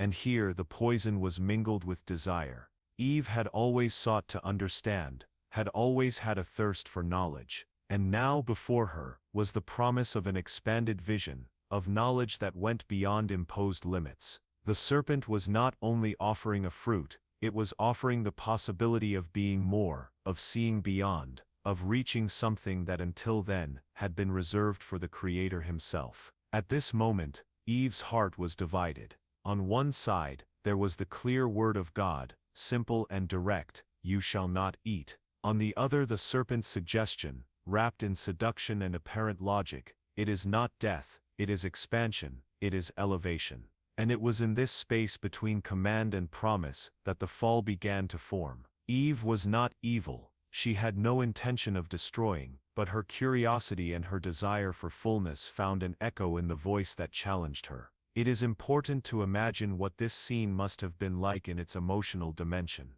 The garden remained in peace, nothing around betrayed danger. The birds sang, the waters flowed, the wind swayed the leaves. There were no thunderclaps, no dark omens. Everything seemed normal, and that made the temptation even more subtle. For evil, when disguised as good, is more dangerous than when it appears grotesque. Eve did not see before her a threat, but an opportunity. And in that instant, her heart began to lean, her gaze fixed on the fruit. It was pleasant to the sight, attractive, desirable for gaining understanding. The brightness of its surface reflected the sunlight, as if inviting to be touched. Eve approached, stretched out her hand, and took hold of it. Up to that moment, there was still the chance to retreat, to release the fruit, to resist. But the serpent's voice echoed in her mind, "You will be like God." And this resonated in her curiosity, in her longing to understand, in her pursuit of fullness. The fruit was no longer just fruit, it was a symbol of something greater, a promise of something that until then had seemed unattainable. It is possible to imagine that Eve, before tasting, brought the fruit to her face, smelled its aroma, let its weight rest in her hands. The choice was not made in seconds, it ripened in silence, like an invisible inner battle. And then finally, she bit. The taste was real, sweet perhaps, but the true impact was not in the palate, it was in the conscience. Because the act itself was the breaking of a limit, the crossing of a line that should never have been crossed. This encounter with the serpent, more than a dialogue, was a confrontation between trust and doubt, between obedience and desire, between the word of God and the voice of temptation. Eve did not lose because she was weak, but because the seduction presented itself in what was most intimate to her, the will to know. The serpent did not deceive her with violence, but with words that intertwined with her very nature. And that is why this encounter is so significant to us even today, because it was not only the story of a woman in the garden, but the revelation of how temptation operates in the human soul. Adam was not present in this initial dialogue. Eve faced alone the voice that questioned her, and perhaps that was one of the loneliest moments in history. The decision was not forced, but born from within, nourished by the external suggestion. And yielding, she not only changed her own condition, but opened a new reality for all humanity. The encounter with the serpent was not merely an isolated scene, it was the breaking point between the silence of paradise and the noise of the fall. The serpent withdrew, its mission accomplished, the fruit had been bitten, the limit had been transgressed. Eve now carried within herself not only the experience of taste, but the mark of disobedience. And the garden, which until then had been a space of perfection, began to transform into a stage of consequences. But it is necessary to understand, Eve was not only the guilty one, she was also the portrait of human fragility before the desire to transcend. Her encounter with the serpent shows that the greatest danger does not come from outside, but from what finds resonance within us. The serpent only offered words, but it was the human heart that welcomed them. Thus the encounter with the serpent is more than the beginning of a fall. It is the mirror that reflects the eternal struggle between obedience and curiosity, between the rest of trust and the restlessness of doubt. In Eden, this battle began with a woman before a fruit and a voice whispering possibilities. Since then, every human being relives this scene in their own choices. The choice that changed everything was not merely the act of reaching out and biting into a fruit. It was the moment when the human heart decided to cross a boundary that God had established. Eden, until then, was a space of harmony, where every detail reflected the care and generosity of the Creator. The land was fertile, the animals were gentle, the rivers abundant, and all the trees offered fruit without effort. Nothing was lacking for Adam and Eve. But there was a single boundary, a single limit imposed by God, and precisely there, in the space of obedience, the freedom to choose was born. Eve had already heard the serpent's voice, had already allowed doubt to germinate, had already looked at the fruit with new eyes. But when she finally brought the fruit to her lips and bit it, something invisible was broken. There were no thunders, no immediate pain, no punishment in the form of lightning.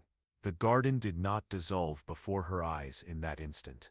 What there was instead was a strange silence, an emptiness that seemed to blow from within herself. It was as if the entire Eden had fallen silent to observe the decision that had just been made.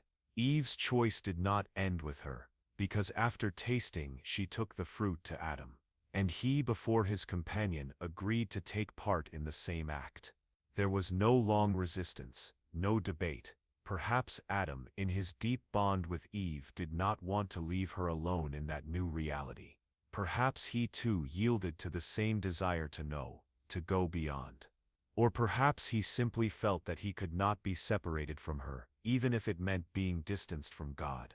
Thus he also ate, and what had been until then only the curiosity of one woman became the fall of all humanity. That moment, simple in the eyes of an outsider, was in fact the turning point in the history of the world.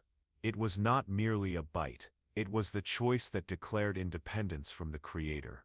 It was the affirmation that the voice of the creature could outweigh the voice of the Creator, that human desire could bear more weight than divine order.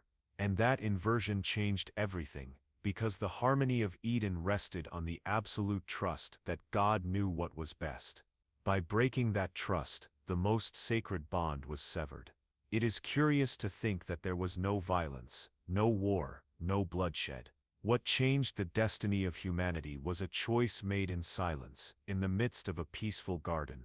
This reveals the depth of the power that exists in freedom.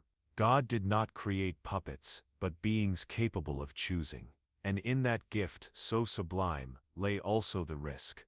Because where there is freedom, there is always the possibility of rupture. Eve and Adam could have chosen obedience, but they chose transgression. And that seemingly small act was enough to transform forever the story of mankind. The choice that changed everything was also the birth of a new consciousness. The Bible says that, upon eating their eyes were opened, and indeed something changed in their perception. They realized that they were naked, and that realization brought shame, something that had never existed before in Eden. Nakedness, once a symbol of purity, became a symbol of fragility. The relationship between them, once marked by trust and surrender, now bore shadows of distrust, fear, and concealment. The fruit had promised wisdom, but what it immediately brought was the sense of loss. The weight of the choice was not limited to the hearts of Adam and Eve. The whole creation, which until then lived in perfect harmony, began to bear the marks of that rupture. Work, once natural and pleasurable, would turn into toil. The earth, once generous without resistance, would begin to produce thorns and thistles. Childbirth, once a blessing without pain, would now be marked by suffering. Everything was connected, and by breaking trust with God, the entire fabric of creation was affected. The choice of two became the burden of many. And yet, even in this moment of fall, there was something revealing. Because the choice showed not only human fragility, but also the intensity of God's love. He could have ended the story right there, could have extinguished humanity as one snuffs out a flame. But he did not. On the contrary, at that very moment the plan of redemption began. The choice that changed everything was not the end but the beginning of a new story, harder, filled with more pain, but also overflowing with grace. What is most striking is that if we look closely, the choice of Eve and Adam reflects the choices we make every day. Every time we decide to turn away from what we know is right, we repeat the gesture of Eden. Every time we listen to a voice that contradicts what God has said, we relive the dialogue with the serpent. And every time we prefer to satisfy an immediate desire instead of trusting in the eternal promise, we once again bite into the forbidden fruit. Eden is not only in the past, it repeats itself in every human soul. The choice that changed everything was in essence the choice to trust in themselves more than in God. And that is still the root of so many human falls. We want to be masters of our own destiny. We want to decide for ourselves what is good and what is evil. We want to be as gods in our own stories. And in doing so we distance ourselves from the Creator, fall into the same deception, feel the same shame. But if the choice of Eve and Adam brought about the fall, it also opened the way for the promise. For where there was disobedience, there would later be the perfect obedience of Christ. Where there was shame, there would be redemption. Where there was death, there would be resurrection. Thus the choice that changed everything was not the definitive end, but the beginning of a story in which God would reveal himself even more deeply to man. The scene of Eden, with Eve holding the fruit and Adam at her side, is not merely a distant account. It is an image that traverses time and invites us to reflect upon our own choices. What do we do when we stand before the forbidden fruit? Which voice do we choose to hear, the Creator's or the serpent's? The choice that changed everything reminds us that we are not passive victims of history, but active participants, and that every decision carries within it the power to draw us nearer to or farther from God. And perhaps at the core, that is precisely what makes freedom such a precious and dangerous gift. For in the power to choose lies both the possibility of the fall and the possibility of redemption. Eve and Adam chose the fruit, but we each day can choose grace. The moment following the choice was the most silent, and at the same time the heaviest of all creation, Eden, which until then had been only a symphony of peace and abundance, now seemed different to the eyes of Adam and Eve. Nothing had changed in the essence of the garden. The trees were still full of fruit, the rivers still ran crystal clear, the animals still wandered without hostility. But within them, something had broken. The trust that once flowed like a pure river was now contaminated, and that contamination changed the way they saw themselves, each other, and even God himself. It was in that instant that shame was born. Before Adam and Eve were naked, and this caused them no embarrassment at all. The body was a reflection of God's perfect work, without imperfection, without reason for hiding. But when they ate of the fruit, their eyes were opened, and this opening was not light, but shadow. They saw themselves in a way that had never existed before. They perceived their vulnerability. They felt the exposure of the body no longer as purity, but as fragility. Nakedness, which had been a symbol of innocence, was transformed into a symbol of lack. And in the desperation to hide what now seemed imperfect, they gathered fig leaves and sewed them together for themselves, trying to create a protection they had never needed before. This simple act of sewing leaves is full of meaning. It was the first human gesture of trying to solve with their own hands the emptiness left by disobedience. Before God provided for every need, now insecurity led them to seek shelter. What had been natural and free became uncomfortable and strange. Shame was not only about the body, but about the soul. For the first time they felt the distance between what they were and what they wished to appear to be. Man and woman began to wear masks, and this reality has accompanied humanity ever since, the attempt to cover what we do not want to be seen, to hide our weaknesses behind fragile leaves. But it was not only shame that arose. Fear was also born there, and perhaps even more profoundly. Until that moment, Adam and Eve had an intimate relationship with God. He walked in the garden at dusk, and his presence was a reason for joy, closeness, and trust. The sound of the Creator's footsteps was music to the heart, not a threat. But after the choice, when they heard the voice of God in the garden, they did not run to meet him. On the contrary, they hid among the trees. Fear, unknown until then, became a shadow that pursued them. This detail is revealing. They did not change places. They were not transported to another environment. The garden was the same, but their perception had changed. The same God who once was a source of security, now seemed a threat. The same space that once was home was now a place of hiding. The fall did not only change their relationship with the Creator, but distorted the way he was seen. God's love remained intact, but human eyes now viewed that love with suspicion. Fear is, in fact, the direct child of disobedience. While trust governs, there is no room for it. But when trust is broken, fear takes its place. Adam and Eve began to fear what once had been a source of joy, because deep down they knew they had betrayed the word of the one who had given them everything.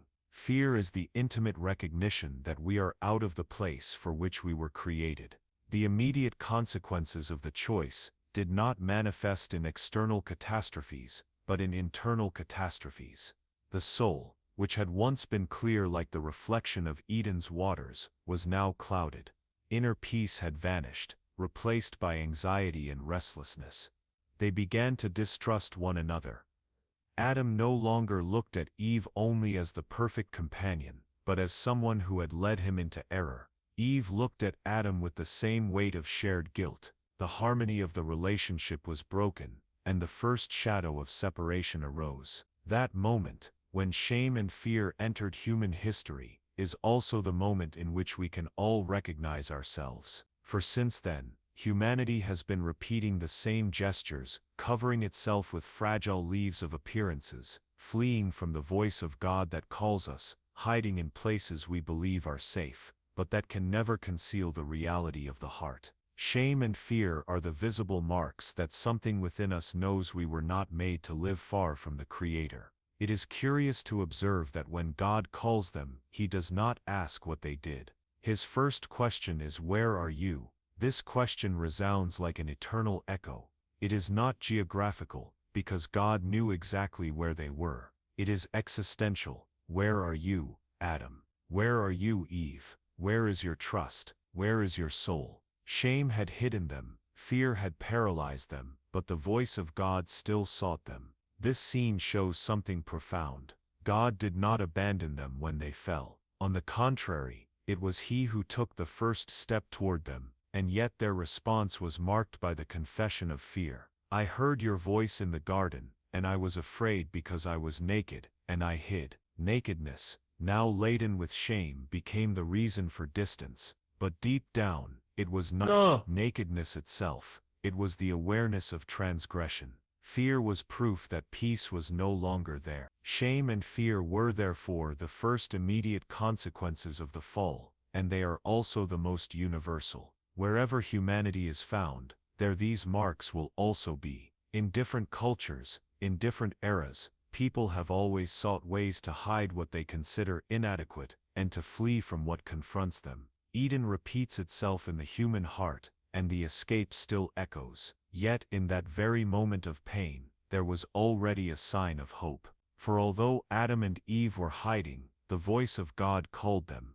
Although they were ashamed, He still sought them. Although they were afraid, He did not destroy them. This divine pursuit shows that the fall was not the end of the story, but the beginning of a new journey. Shame and fear would be part of the human experience, but they would also be the stage where grace would be revealed. Thus the immediate consequences of the fall remind us not only of human fragility, but also of God's faithfulness. Adam and Eve tried to cover themselves with fragile leaves, but it was God Himself who later made garments of skin for them. They hid, but He found them. They feared, but He spoke. This is the tension established from that moment on. Fallen humanity, ashamed and afraid, and a God who continues to call, seek, and offer hope.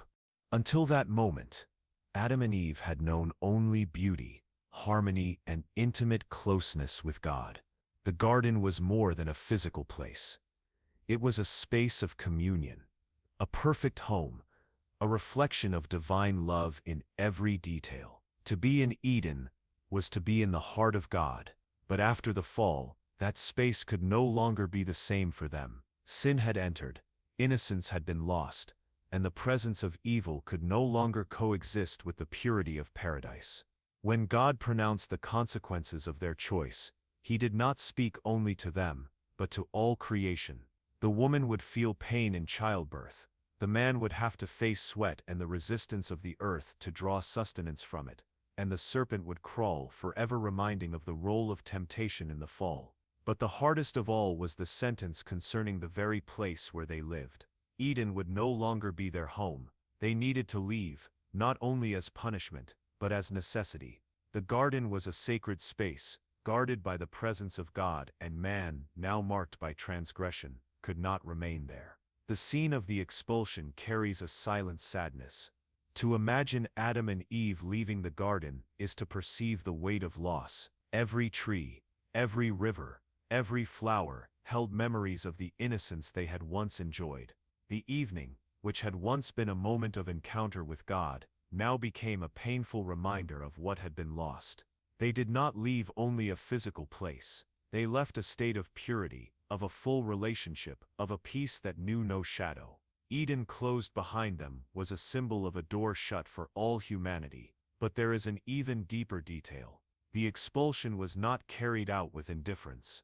Before sending them out, God made garments of skin for them to cover their nakedness. This gesture, so simple, and at the same time so grand, reveals the heart of the Creator. He did not cast them out helpless, but cared for them, even in the act of discipline. It was as if He said, "You can no longer live here, but you are still mine. I will still care for you, even outside the garden." This is one of the most beautiful and paradoxical scenes of Scripture, justice and grace walking together. And then came the inevitable moment. Adam and Eve were led out of Eden, and God placed cherubim and a flaming sword to guard the way to the tree of life. This image is powerful. The tree of life, which offered eternity, was now barred to man. The way back would no longer be simple, nor within the reach of human strength. Eternity would not be conquered by human hands, but offered again, one day, through a much greater plan. The flaming sword was both barrier and promise.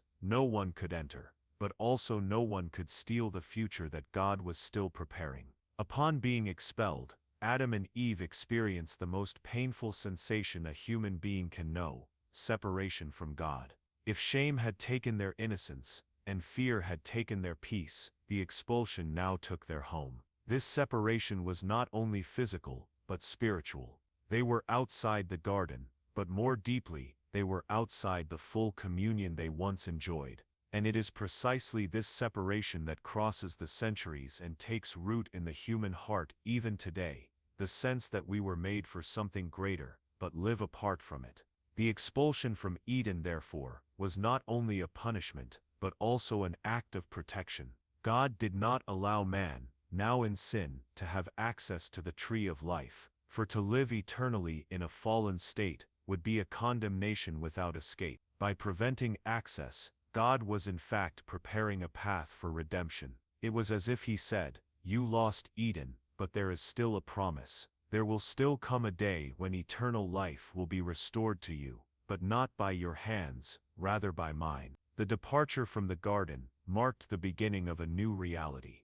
The world outside Eden was not barren, but it was hostile. Work would demand effort, pain would be part of the experience. The earth would no longer respond with the same generosity. Man would have to struggle for bread, and the woman would weep to bring children into the world. But even in this harsher setting, there was the mark of divine care. Life continued, and the promise of a Savior had already been spoken. The offspring of the woman would crush the serpent's head. Even in expulsion, there was hope. It is possible to imagine the heavy silence in the hearts of Adam and Eve as they took their first steps outside Eden. Behind them lay the perfect garden, the tangible presence of God, life without pain. Before them, an uncertain path, full of challenges, a world that would demand courage and endurance. Every step was a reminder of the choice they had made, but it was also a step toward a greater story that was yet to be written. The expulsion from Eden is also a portrait of all of us. Every human being carries within themselves the memory of a lost paradise, of a fullness that always seems distant. We feel the longing for Eden, even without ever having been there. We seek in different ways that reconciliation, that return home. And the biblical story shows us that the way back is not built by human effort, but offered by the love of God. Thus the expulsion, which seemed like the end, was in fact the beginning of human history as we know it, the beginning of the struggle between good and evil within every heart, but also the starting point of a plan that would culminate at the cross, where access to the tree of life would be opened again. Eden was closed by cherubim and a flaming sword, but heaven would be opened again by the blood of the Lamb. In the heart of Adam and Eve there was pain, there was loss, there was regret, but in the heart of God, there was purpose. Man had lost the garden, but he had not lost the promise. And that promise crosses the centuries, like a flame that does not go out. That one day Eden would be restored, not merely as a place, but as a state of eternal communion with the Creator. When Adam and Eve took their first steps outside of Eden, it was not only the beginning of a physical journey toward a new land, but the beginning of a completely new reality. It was the first time that man and woman felt the weight of the absence of paradise. The air was still fresh, the sun still lit the fields, the rivers still flowed, but nothing had the same taste. The world outside the garden was beautiful, but it was different. There was something rough in it, something raw, something that no longer responded to human presence with the docility they had known in Eden. The first dawn outside the garden must have been strange and silent. The birds still sang, but their song no longer echoed as a melody of communion. The wind blew, but it no longer seemed to carry with it the same peace that existed within Eden. Everything suddenly became more distant. The work that was once light would now become struggle. The soil which once yielded abundantly would now offer resistance. It was the beginning of the human experience marked by effort, by fatigue, by pain. Adam, who before had only to reach out his hand to pick fruits from trees that blossomed effortlessly, now needed to prepare the earth, to dig, to sweat, to wait. He discovered what it was to feel his hands wounded by the improvised hoe, his body tired by the weight of the day, his stomach empty, waiting for a harvest that had not yet come. Work ceased to be only pleasure and became necessity, survival. It was as if the very earth, once cursed, had become a mirror of the human condition, still capable of bearing fruit, but not without struggle. Eve, in turn, carried within her the promise of pain that would be fulfilled in every birth. The joy of bringing life into the world would be accompanied by physical suffering, by tears, by cries. But there was also a hidden beauty in this burden. Pain would be the price of the continuity of life, and each child born would be a reminder that even outside of Eden, humanity had not been abandoned. There was pain, but there was future. There was loss, but also promise. The new reality outside the garden also brought something Adam and Eve had never felt before, the passage of time, as a weight. In Eden the days were marked by the presence of God, and time did not seem to corrode anything.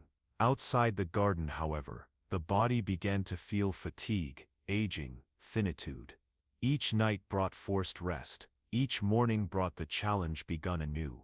Time was no longer just a sequence of light and shadow, but a reminder that life now moved toward death. This awareness of mortality was the deepest sign of rupture. But the new reality was not made only of pain and fatigue. There was also the discovery of a world that demanded courage, that required creativity, that pushed man and woman to find new paths. Eden had given them everything ready, but outside it they needed to learn to plant, to build, to protect themselves from the cold, to hunt. The human being began to experience the capacity that God had placed within him to subdue the earth, to transform it, to create culture. Even in the fall, there were sparks of the divine image manifested in each act of survival. The relationship between Adam and Eve also changed profoundly outside the garden. In Eden they were perfect companions in complete harmony. Outside it, they began to experience the reality of tension. The guilt of the fall hovered between them, and although they shared the same destiny, there was the shadow of the error committed. Living together ceased to be only complement and also became challenge.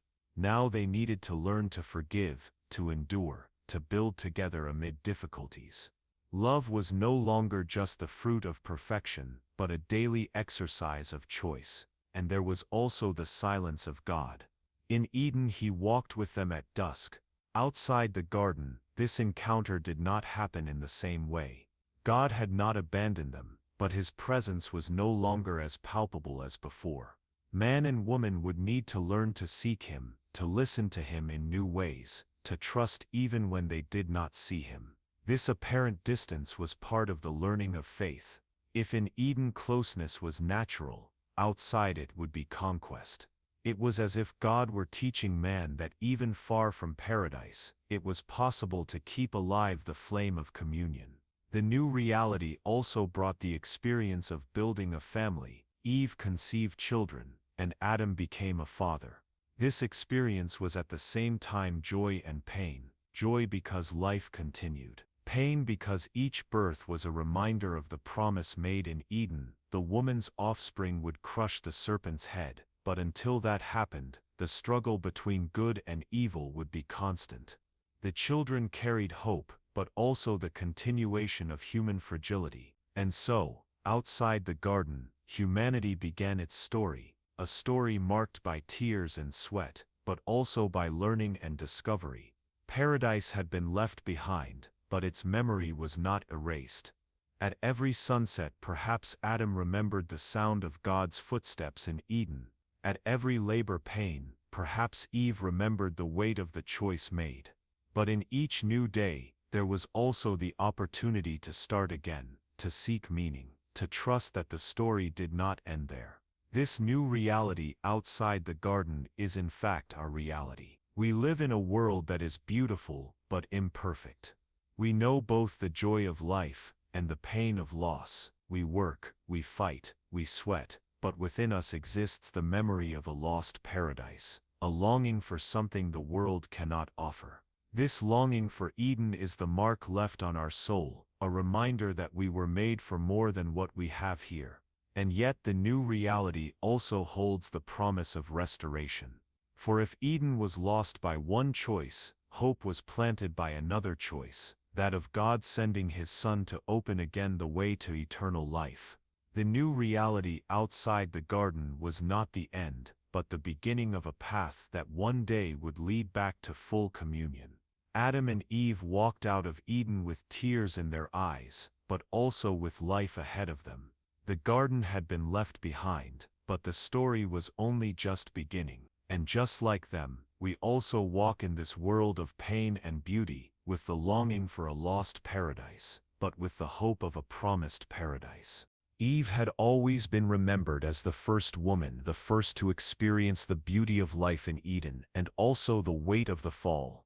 But outside the gates of paradise, far from the still waters and the trees heavy with fruit, she became something even greater, the first mother of humanity.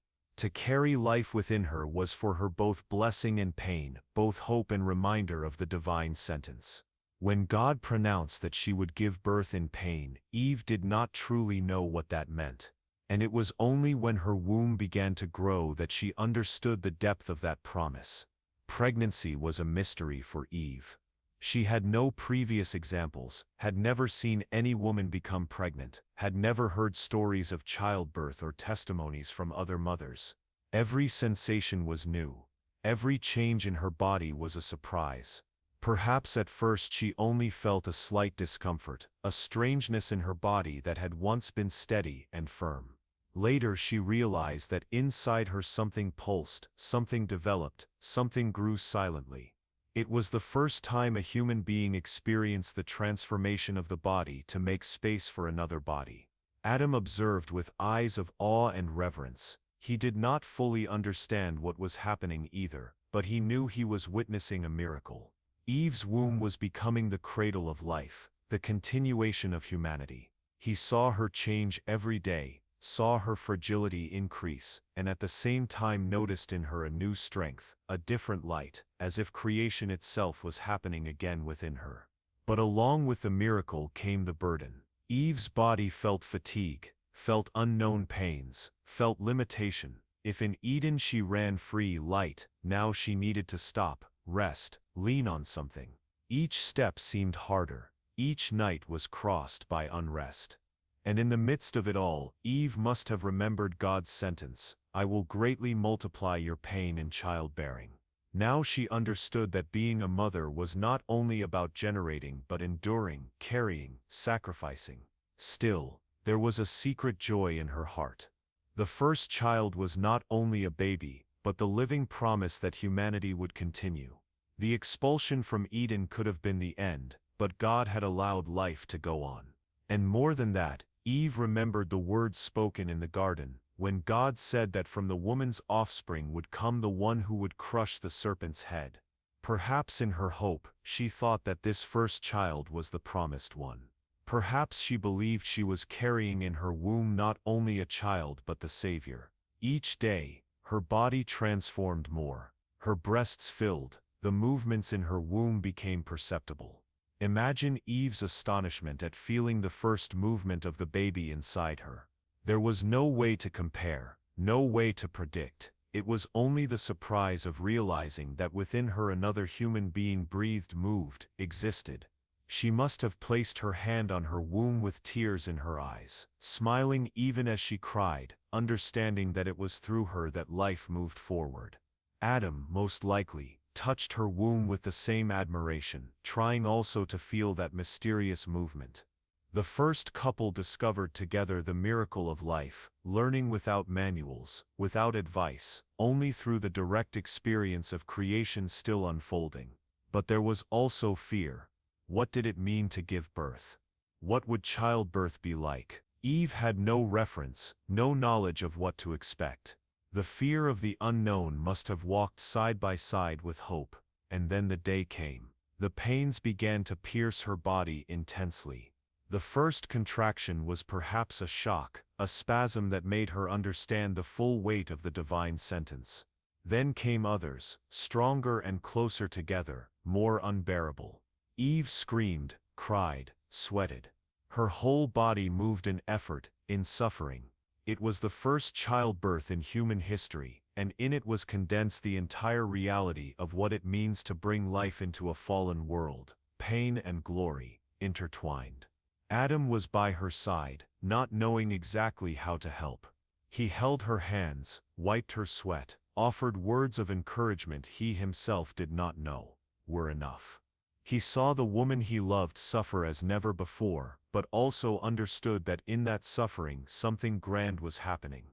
And finally, after effort and pain, the first cry echoed in the world. The newest, purest, most astonishing sound that had ever existed, the cry of a human baby. That cry broke the silence of creation, announced the continuity of life, shattered the shadow of Eden's expulsion. The baby was born, and Eve, exhausted but overcome with a new kind of love, held him in her arms.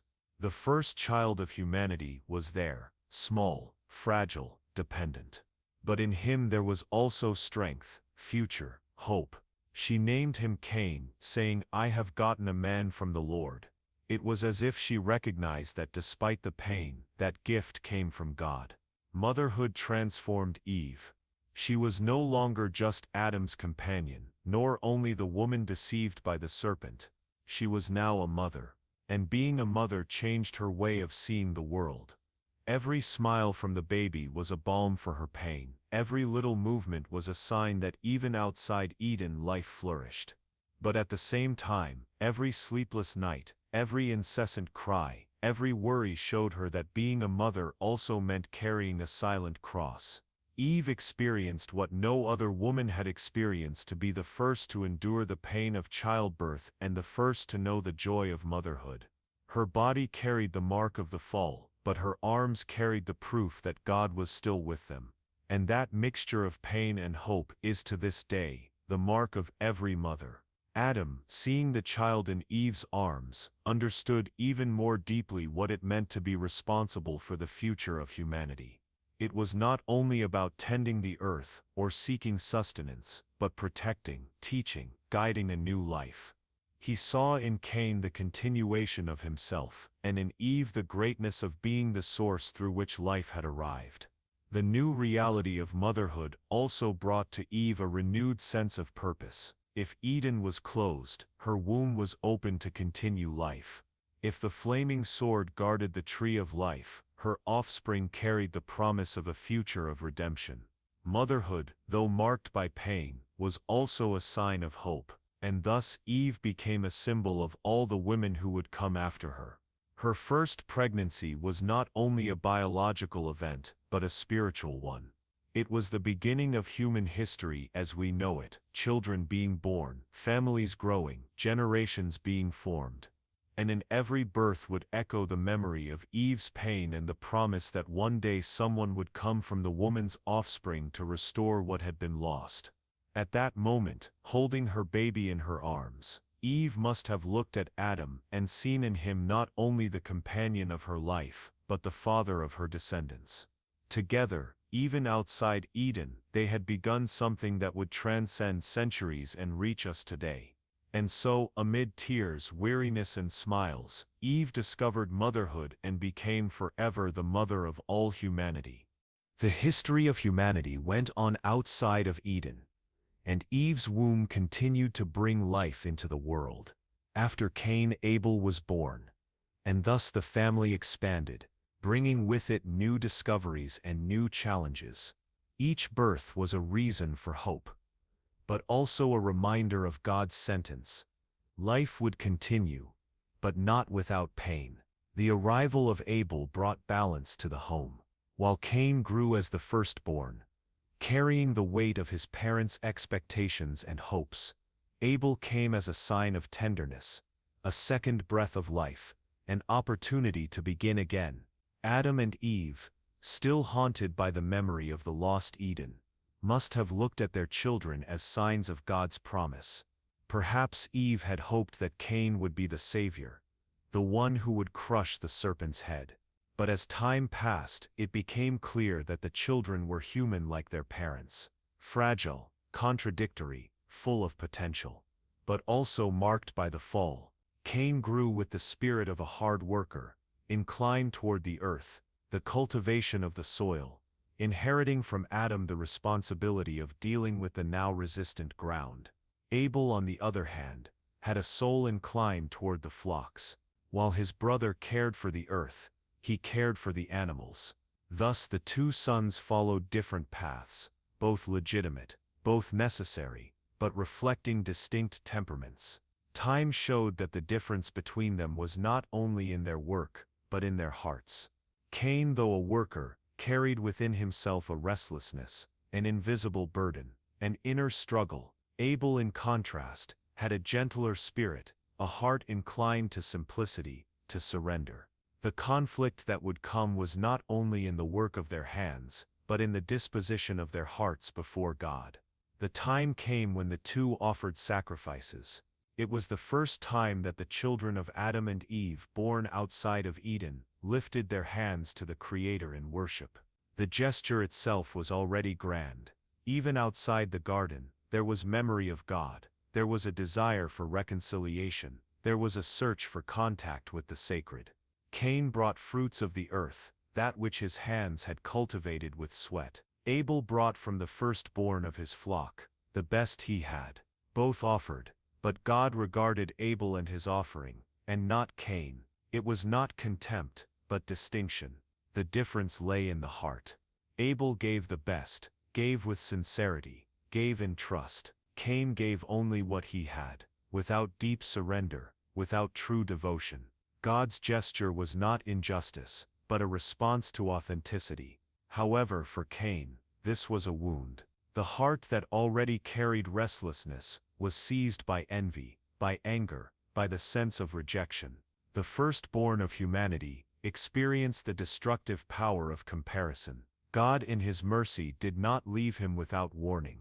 He spoke to Cain, saying, "If you do what is right, will you not be accepted? But if you do not do what is right, sin is crouching at your door. It desires to have you, but you must rule over it." It was a warning, an invitation to self-control, a reminder that even outside of Eden, there was still the possibility of choosing good. But Cain, consumed by resentment, did not listen. Sin, which had entered the world through his parents' choice, now revealed itself with all its strength in the heart of the firstborn. Cain invited Abel to go out into the field. It was an innocent invitation in appearance, but loaded with dark intention. And in the silence of the land, far from the eyes of Adam and Eve, far from any witness, the first murder took place. Abel's blood fell upon the earth, and with it the world came to know a new depth of the fall. If before there had been only pain, sweat, and tears, now there was death caused by man himself. It was not only Abel's body that fell,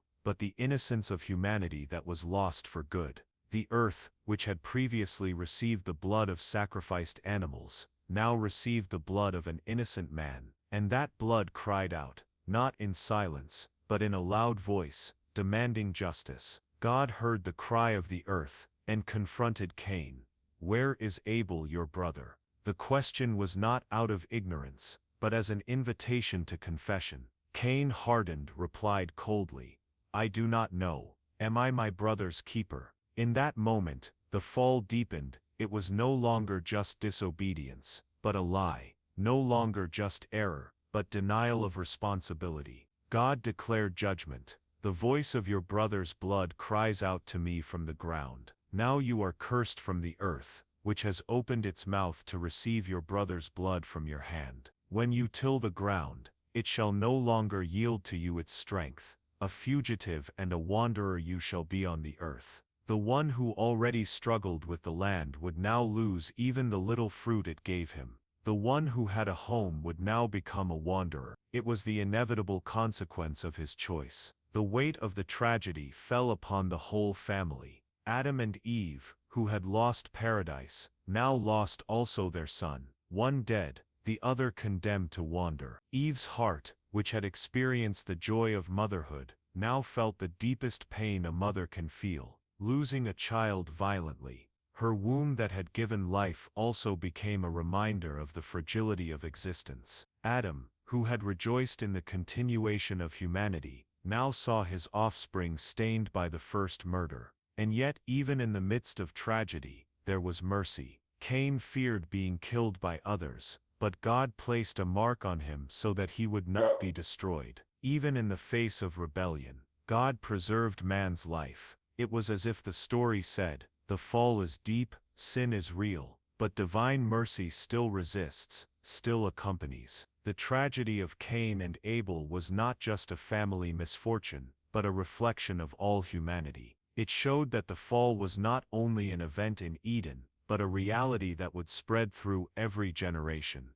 It showed that the struggle between good and evil was not only external, but internal, fought in the human heart. It showed that innocent blood would always cry out, until the day when another blood, that of the perfect Lamb, would be shed to silence forever the voice of condemnation. And so, in the field where Abel fell, humanity learned a bitter lesson. Envy breeds violence, sin breeds death, and the lack of mastery over the heart paves the way for tragedy. But it also learned that even in the greatest shadows, God remains present, calling, warning, offering mercy. Abel's blood marked the beginning of humanity's story of pain between brothers, but it also pointed to the urgent need for redemption. Adam and Eve wept for the loss, Cain wandered, and the earth kept in its silence the memory of the first human tragedy. And since then, each generation echoes this drama, repeating in different forms the struggle between Abel and Cain,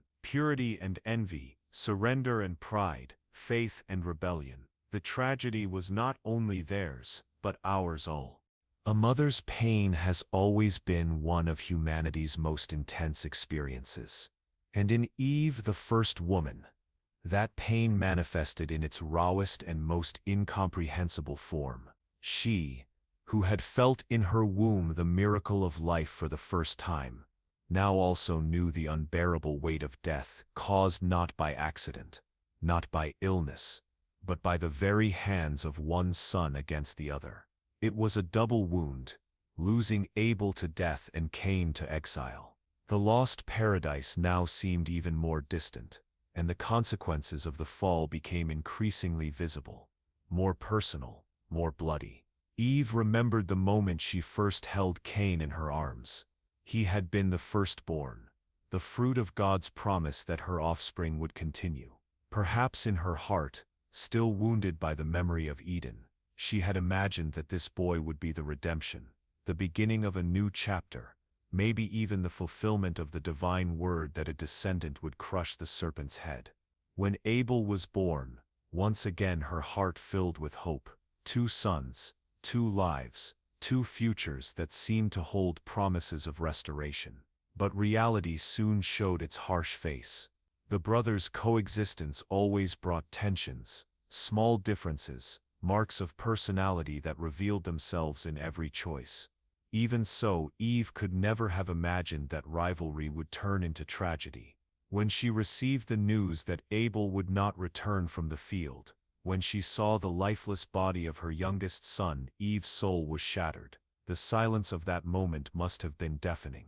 It was not just the death of a son, it was the loss of the innocence of her motherhood. It was the collapse of a hope. Eve's tears fell on Abel's pale face. The same lap that had cradled him in life now received him in death. The contrast was brutal, the warmth of the memory of birth and the coldness of the lifeless body. The pain of losing a child is a pain without a name, and Eve was the first to feel it. There was no precedent, no other mother to console her, no words sufficient to translate the void. She, who had given the world the first life, now saw the first life taken away by violence. But the wound did not end there. If losing Abel was already unbearable, losing Cain in a different way was like salt poured over the open wound. Because Cain was still alive, but he was no longer there. He had become a wanderer, condemned to exile, separated from his family, and from the land he knew. For Eve it was as if she had lost 2 sons at once, one to death, the other to distance.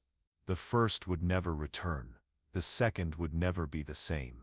The house of Adam and Eve, once full of childhood sounds, of light steps and young voices, was now marked by a bitter silence.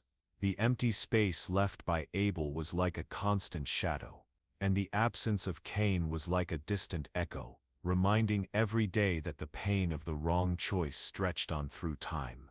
There was no going back, there was no undoing. Eve's heart, which had known the joy of creation, now knew the tragedy of destruction.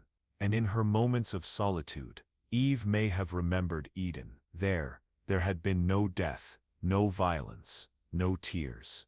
The garden was full, perfect, and life flowed in harmony. Now outside it, the world seemed marked by pain.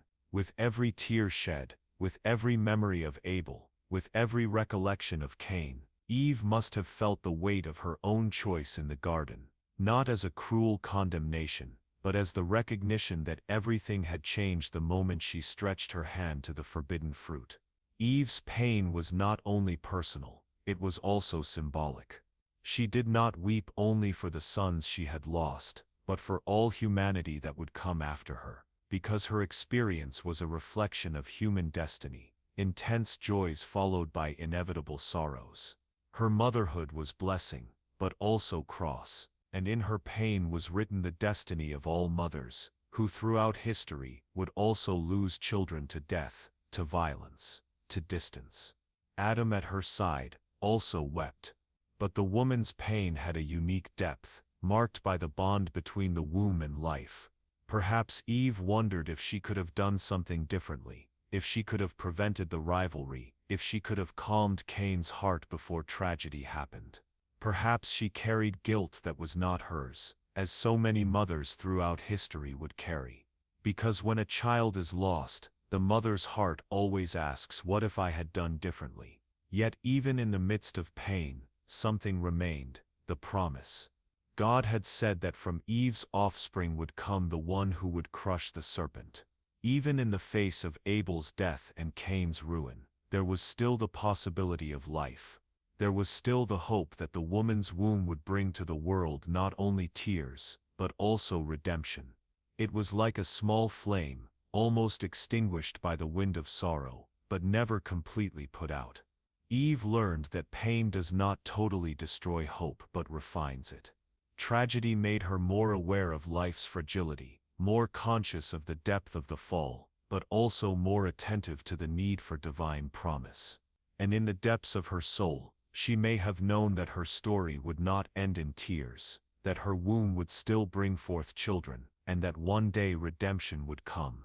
But at that moment, the pain was too real to be consoled by future promises. She wept for Abel as no mother had ever wept. She lamented Cain as no one had ever lamented. Her lap was empty, her house silent, her heart torn apart. The first mother of humanity now knew the first pain of humanity in its most devastating form. And thus in the solitude of her tent, Eve became a symbol of all mothers who weep. Her pain echoes in every tear shed by future generations, in every mother's heart shattered by the death or loss of a child. What Eve lived in that moment was not only her story, but the story of us all. Because the fall was not only hers, but of all humanity, and the pain of losing what one loves most deeply continues to be the mark of the human heart. After pain, always comes silence. And in silence often, hope is born. Eve, who had seen life flourish and collapse in her arms, who had wept for Abel until no more tears were left, and had felt the unbearable weight of Cain's absence, still kept in her heart a seed of promise. Life, though marked by pain, had not been extinguished. And so it was that, in God's timing, Seth was born, the son who would renew the hope of the first mother. It was not a birth like the others. When Cain was born, Eve exclaimed with enthusiasm, "I have gotten a man from the Lord." Her heart still carried the freshness of creation, and there was a vibrant expectation that perhaps that boy would be the immediate answer to the divine promise. With Abel there was tenderness and joy, the experience of seeing life multiply in her home. But with Seth, the birth came as balm for open wounds. He did not erase the tragedy, did not replace Abel, did not annul the pain of Cain. But he represented something new, the reminder that even in the greatest losses, life continues. Eve looked at little Seth and saw in him not only a son, but a chance to begin again. The chosen name reflected this. Seth means substitute, compensation, appointed. He was seen as the one who took the place of Abel, the lost son. But more than that, he was a sign that God was still writing the story, that the promise was still alive, that the woman's offspring would not be erased by the violence of one brother against another.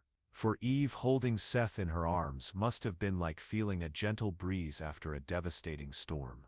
The heart still bore scars, but now there was also a breath of comfort. Every smile of the baby, every midnight cry, every small movement was a reminder that God had not forgotten her. The womb that had experienced the pain of death now returned to generate life. And life, despite everything, was still a divine gift. Adam, by her side, must also have felt that comfort. He who bore the responsibility of leading his family outside Eden, found in Seth a new opportunity to guide his offspring in the way of faith. If the tragedy had shown the depth of the fall, Seth showed that grace had not withdrawn. God was still present, the promise was still in motion. With Seth's growth, Eve realized that life does not move in a straight line, but in cycles. There are losses and there are rebirths. There are tears and there are smiles. There are endings and there are beginnings. She knew she would never forget Abel. His absence would be eternal in her memory. She also knew that Cain, wherever he was, would still be her son, even if wandering. But now there was also the presence of Seth, bringing balance, a kind of reconciliation with life. Seth grew, and with him a new generation was born. The Bible says that it was in the days of Seth that men began to call upon the name of the Lord. This shows that from his offspring came not only biological continuity, but also spiritual continuity. The faith that seemed weakened in Cain's heart, and that became silence with Abel, now resurfaced with Seth. It was as if the breath of God, which had given life to Adam in the beginning, once again found space in the human heart through this lineage. For Eve this must have been profoundly comforting. She who had seen with her own eyes violence born between brothers, now saw faith blossom in her offspring. It was a sign that evil would not have the final word, that the fall had not completely destroyed the human capacity to seek God. And within her, the flame of the promise was rekindled. One day, from her lineage, would come the one who would crush the serpent. Perhaps it was not Cain, nor Abel, but Seth represented that the story was still unfolding. And as she observed Seth, Eve must have reflected on the mystery of life. With each child, a new chance. With each generation, a new opportunity. If the fall had brought pain, it had also opened space to experience God's faithfulness in the midst of pain. If death had shown itself cruel, life continued to be an even stronger answer. Seth's birth was like a reminder that the Creator does not abandon the work of his hands, even when men fail. Eve learned, through him, that motherhood is not only giving birth, but also enduring, beginning again, waiting. Her womb, which had felt the contractions of pain and the tears of mourning, now once again experienced the softness of hope. And perhaps it was in that moment that she realized a profound truth: hope does not come from the absence of suffering, but from the ability to move forward in spite of it. Seth was the consolation of the first mother, but also the foreshadowing of future redemption. His life would become the continuation of the lineage that centuries later would culminate in Christ, the promised Son, the descendant who would finally crush the serpent and restore to humanity what had been lost in Eden. Eve did not live to see that outcome, but in looking at Seth, she could already sense that her pain had not been in vain, that her motherhood had a greater purpose than she imagined. Thus, Eve's hope was not only in the present of holding Seth in her arms, but in the unseen future that God was still preparing. Her heart, marked by irreparable losses, was now also marked by lasting comfort. Life goes on, the promise remains, and hope is reborn. And perhaps this is Eve's great lesson for all who came after her. Human life is made of falls, tragedies, deep pains, but it is also made of rebirths, unexpected comforts, new opportunities. Hope is not as fragile as we think. It is resilient, able to rise even in the most barren soil. And in Seth, Eve discovered this even after the cruelest pain. It is still possible to smile again, still possible to believe again, still possible to live again. The name of Eve has always been linked to the fall. Throughout history, many have remembered her only as the woman who reached for the forbidden fruit, the one who listened to the serpent and led Adam into error. That mark seemed to be her eternal shadow. But to reduce Eve only to that would be to ignore the depth of her story, the greatness of her role and the complexity of her existence. Because she was not only the first to fall, she was also the first to rise. She was the first to lose and the first to begin again. She was the first to cry, but also the first to smile once more. And above all, she was the first mother, the one from whom all humanity was born. Her legacy is not only the memory of the fall but also the testimony of hope that renews itself even after pain. Eve was called the mother of all the living. That title is not small. It places her as the origin, root, and source of all humanity. Every man, every woman, every child who has ever walked the earth has an Eve, their ancestor. Her womb did not only bear Cain, Abel, and Seth. It bore the continuity of life, the invisible thread that weaves through generations and reaches us today. Her legacy is motherhood in its most essential form, the gift of transmitting life, of being the channel of the divine miracle that continues to repeat itself in every birth. Eve's motherhood was neither romantic nor easy. It was marked by pains and tragedies that no other woman before her had ever known. She had no examples to follow, no other mothers to ask, no experiences from others to lean on. She was the first to feel the pains of childbirth, the first to rock a baby, the first to worry about fevers, cries, and silences. She was also the first to bury a child, the first to feel the guilt and the helplessness of not being able to completely protect those she had borne. In this sense, her story echoes in every mother who has ever despaired before the suffering of a child, in every woman who has ever felt within her own chest the mixture of love and fear, of surrender and vulnerability. But Eve's legacy is not only biological, it is also spiritual and symbolic. When God promised her that from her offspring would come the one who would crush the serpent, he placed her at the center of humanity's redemption. The womb that had been the stage of pain would also become the channel of hope. What Eve carried within herself was not only the continuation of the species but the certainty that one day through her lineage restoration would come. Christ, born centuries later from another woman, Mary, was the fulfillment of that promise made to the first mother. In this sense, Eve is more than fall, she is also the promise of redemption. Her life shows us that human existence is made of paradoxes. She was the first to know the perfection of Eden, but also the first to feel the harshness of exile. She was the first to experience the joy of birth and the tragedy of death. She was the first to fail, but also the first to begin again. Her journey is not linear but made of highs and lows, of lights and shadows, of losses and renewals. And perhaps it is precisely in this that her legacy is so important. Eve teaches us that life is not defined by a single mistake but by the ability to move forward in spite of it. Many centuries later, poets, philosophers, and theologians would reflect on her figure. Some would judge her harshly, as if the entire weight of the fall rested on her. Others would see her with compassion, recognizing that her story is in fact the story of us all, the search for wisdom, the vulnerability before temptation, the pain of consequence, and the need for hope. Because in Eve we see reflected the human condition, fragile before error, but also resilient, capable of being reborn, of rebuilding, of continuing. When thinking about Eve's legacy, it is impossible not to think about the strength she represents. Because despite all she lived through, she did not give up. She did not allow herself to be paralyzed by guilt, did not close herself off to the future, did not abandon her mission as a mother. She continued to bear, to nurture, to believe. And that is why her inheritance is not only one of pain but also of courage. She shows us that life continues even after the deepest falls. Eve also represents the mystery of woman. In her womb all of humanity found its starting point. Her motherhood went far beyond the biological, it was existential. In her lies the archetype of the woman who nurtures, who bears, who suffers, who loves.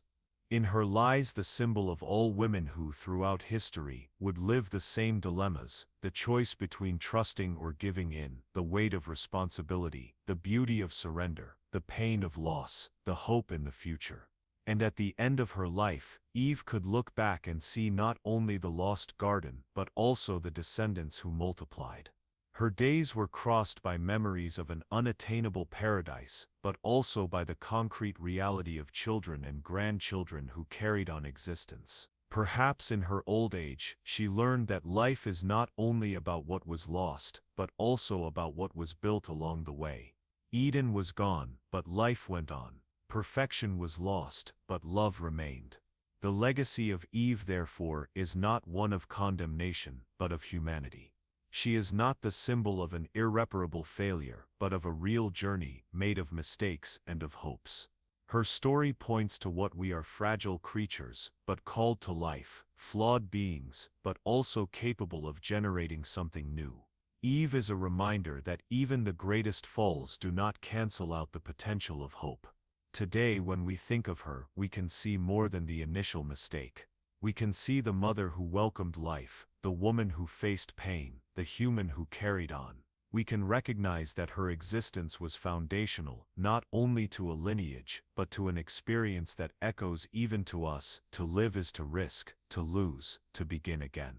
And above all, to live is to carry within oneself the spark of the promise that never goes out.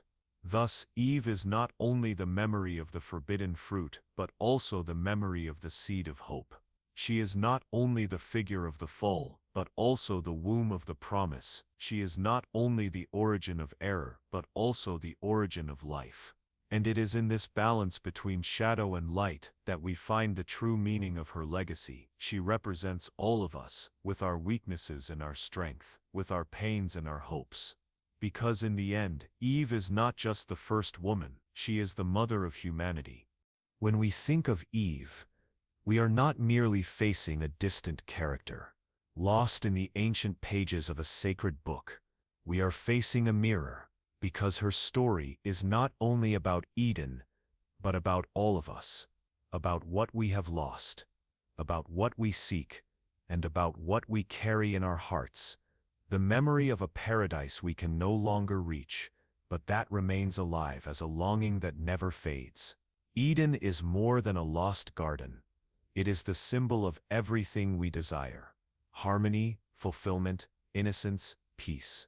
And Eve, with her journey of choices, pains, and new beginnings, teaches us that human life is in essence a journey of reconciliation with that inner paradise. In the beginning, Eve knew Eden in its purest form. She walked among flowers that never withered, gathered fruits that knew no poison, felt the breeze that never brought storms. Her existence began in a world without guilt, without fear, without tears. But this state of perfection was lost. And since then, every step of humanity has been marked by that absence. What Eve experienced, we inherited as a distant memory. Within us still beats the nostalgia for Eden. It is that sense that we belong to something greater, that we were made for more than the harsh life we face, that there exists an order and peace that always seem to slip through our fingers. Eve's fall reminds us that life is made of choices, and that every choice has consequences. The fruit she held, more than disobedience, represents the temptation we all face to want to be masters of our own destiny, to seek answers outside of what was given to us, to doubt the sufficiency of what we already possess. And who has never done the same? Who has never reached out for something that seemed to promise more, only to discover that, deep down, it brought emptiness? Eve in this sense is not distant from us. She is the embodiment of humanity in its most real fragility. But if in Eve we see the fall, we also see hope, because her life did not end in error. Eden was lost, but the story continued. She experienced pain, but also consolation. She felt the weight of guilt, but also the lightness of promise. Her womb, which knew the pain of childbirth, was also the channel of life that never ceased. And in Seth, in her descendants, she found the rebirth of faith, the reminder that God had not abandoned humanity. This is the first great lesson from Eve: falling is not the end. Life goes on. There is always the possibility of a new beginning. Eden then becomes more than a lost place. It transforms into a symbol. It is the reflection of what we seek every day without realizing it: inner peace, reconciliation with ourselves, harmony with the world. In every attempt to find meaning, in every search for love, in every desire for justice, in every silent prayer, we are in some way trying to return to Eden, not physically, but spiritually. We long to return to the state of unity, to the purity of life without fear, to love without stain. We long for the same peace that Eve felt in the first days of her existence, before the shadow of the serpent. And yet the way back is not simple. It is not by our hands that the gate opens again. Closed Eden is a reminder that reconciliation does not depend only on human effort, but on divine grace. And still within us, there exists the possibility of recreating a reflection of it, not in gardens of gold or crystalline rivers, but in gestures of kindness, in acts of forgiveness, in moments of silence where we feel the presence of something greater than ourselves. Every time we choose peace instead of violence, every time we cultivate hope instead of despair, every time we embrace life despite losses, we are rebuilding Eden in fragments.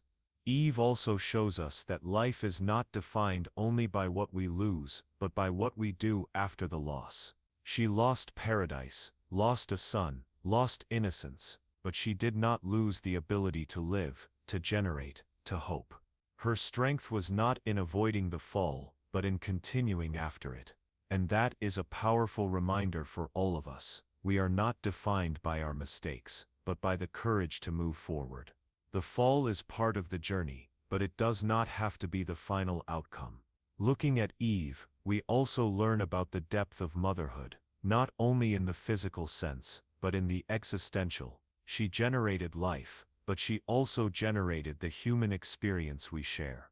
In her womb began the story of us all, and her mission continues to echo in every mother, in every father, in every person who transmits not only biological life, but also spiritual, emotional, and cultural life.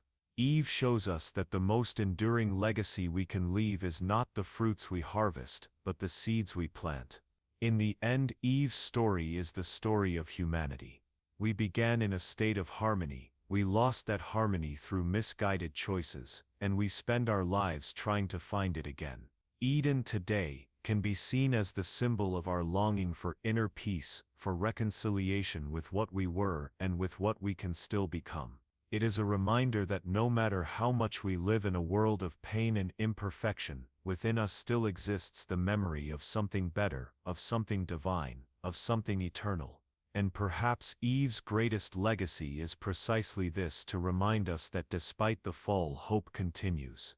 That there is no mistake that cancels the possibility of redemption. That there is no loss that prevents a new beginning. That there is no distance so great that it cannot be crossed by love and grace. Eve reminds us that humanity carries within itself not only the mark of the fall, but also the promise of reconciliation. Thus, when we think of Eden, we do not need to see it only as a lost garden. We can see it as an invitation to seek within ourselves the reflection of that harmony, to cultivate in our days the peace we so long for, to remember that reconciliation begins in the heart before it blooms in the world. Eden may have closed for humanity, but the hope that was born there has never faded. It remains alive in every generation, in every act of faith, in every sigh of those who still believe that life is more than pain and fall. It is also promise and rebirth. And in the silence of the night, when we think of Eve, perhaps we can hear this calling, not to condemn her, but to recognize her as part of us. Because her story is not only about the past, it is about the present. It is about each one of us who, between falls and new beginnings, continues seeking the lost Eden, continues longing for inner peace, continues believing that even after the greatest pain, it is still possible to be reborn.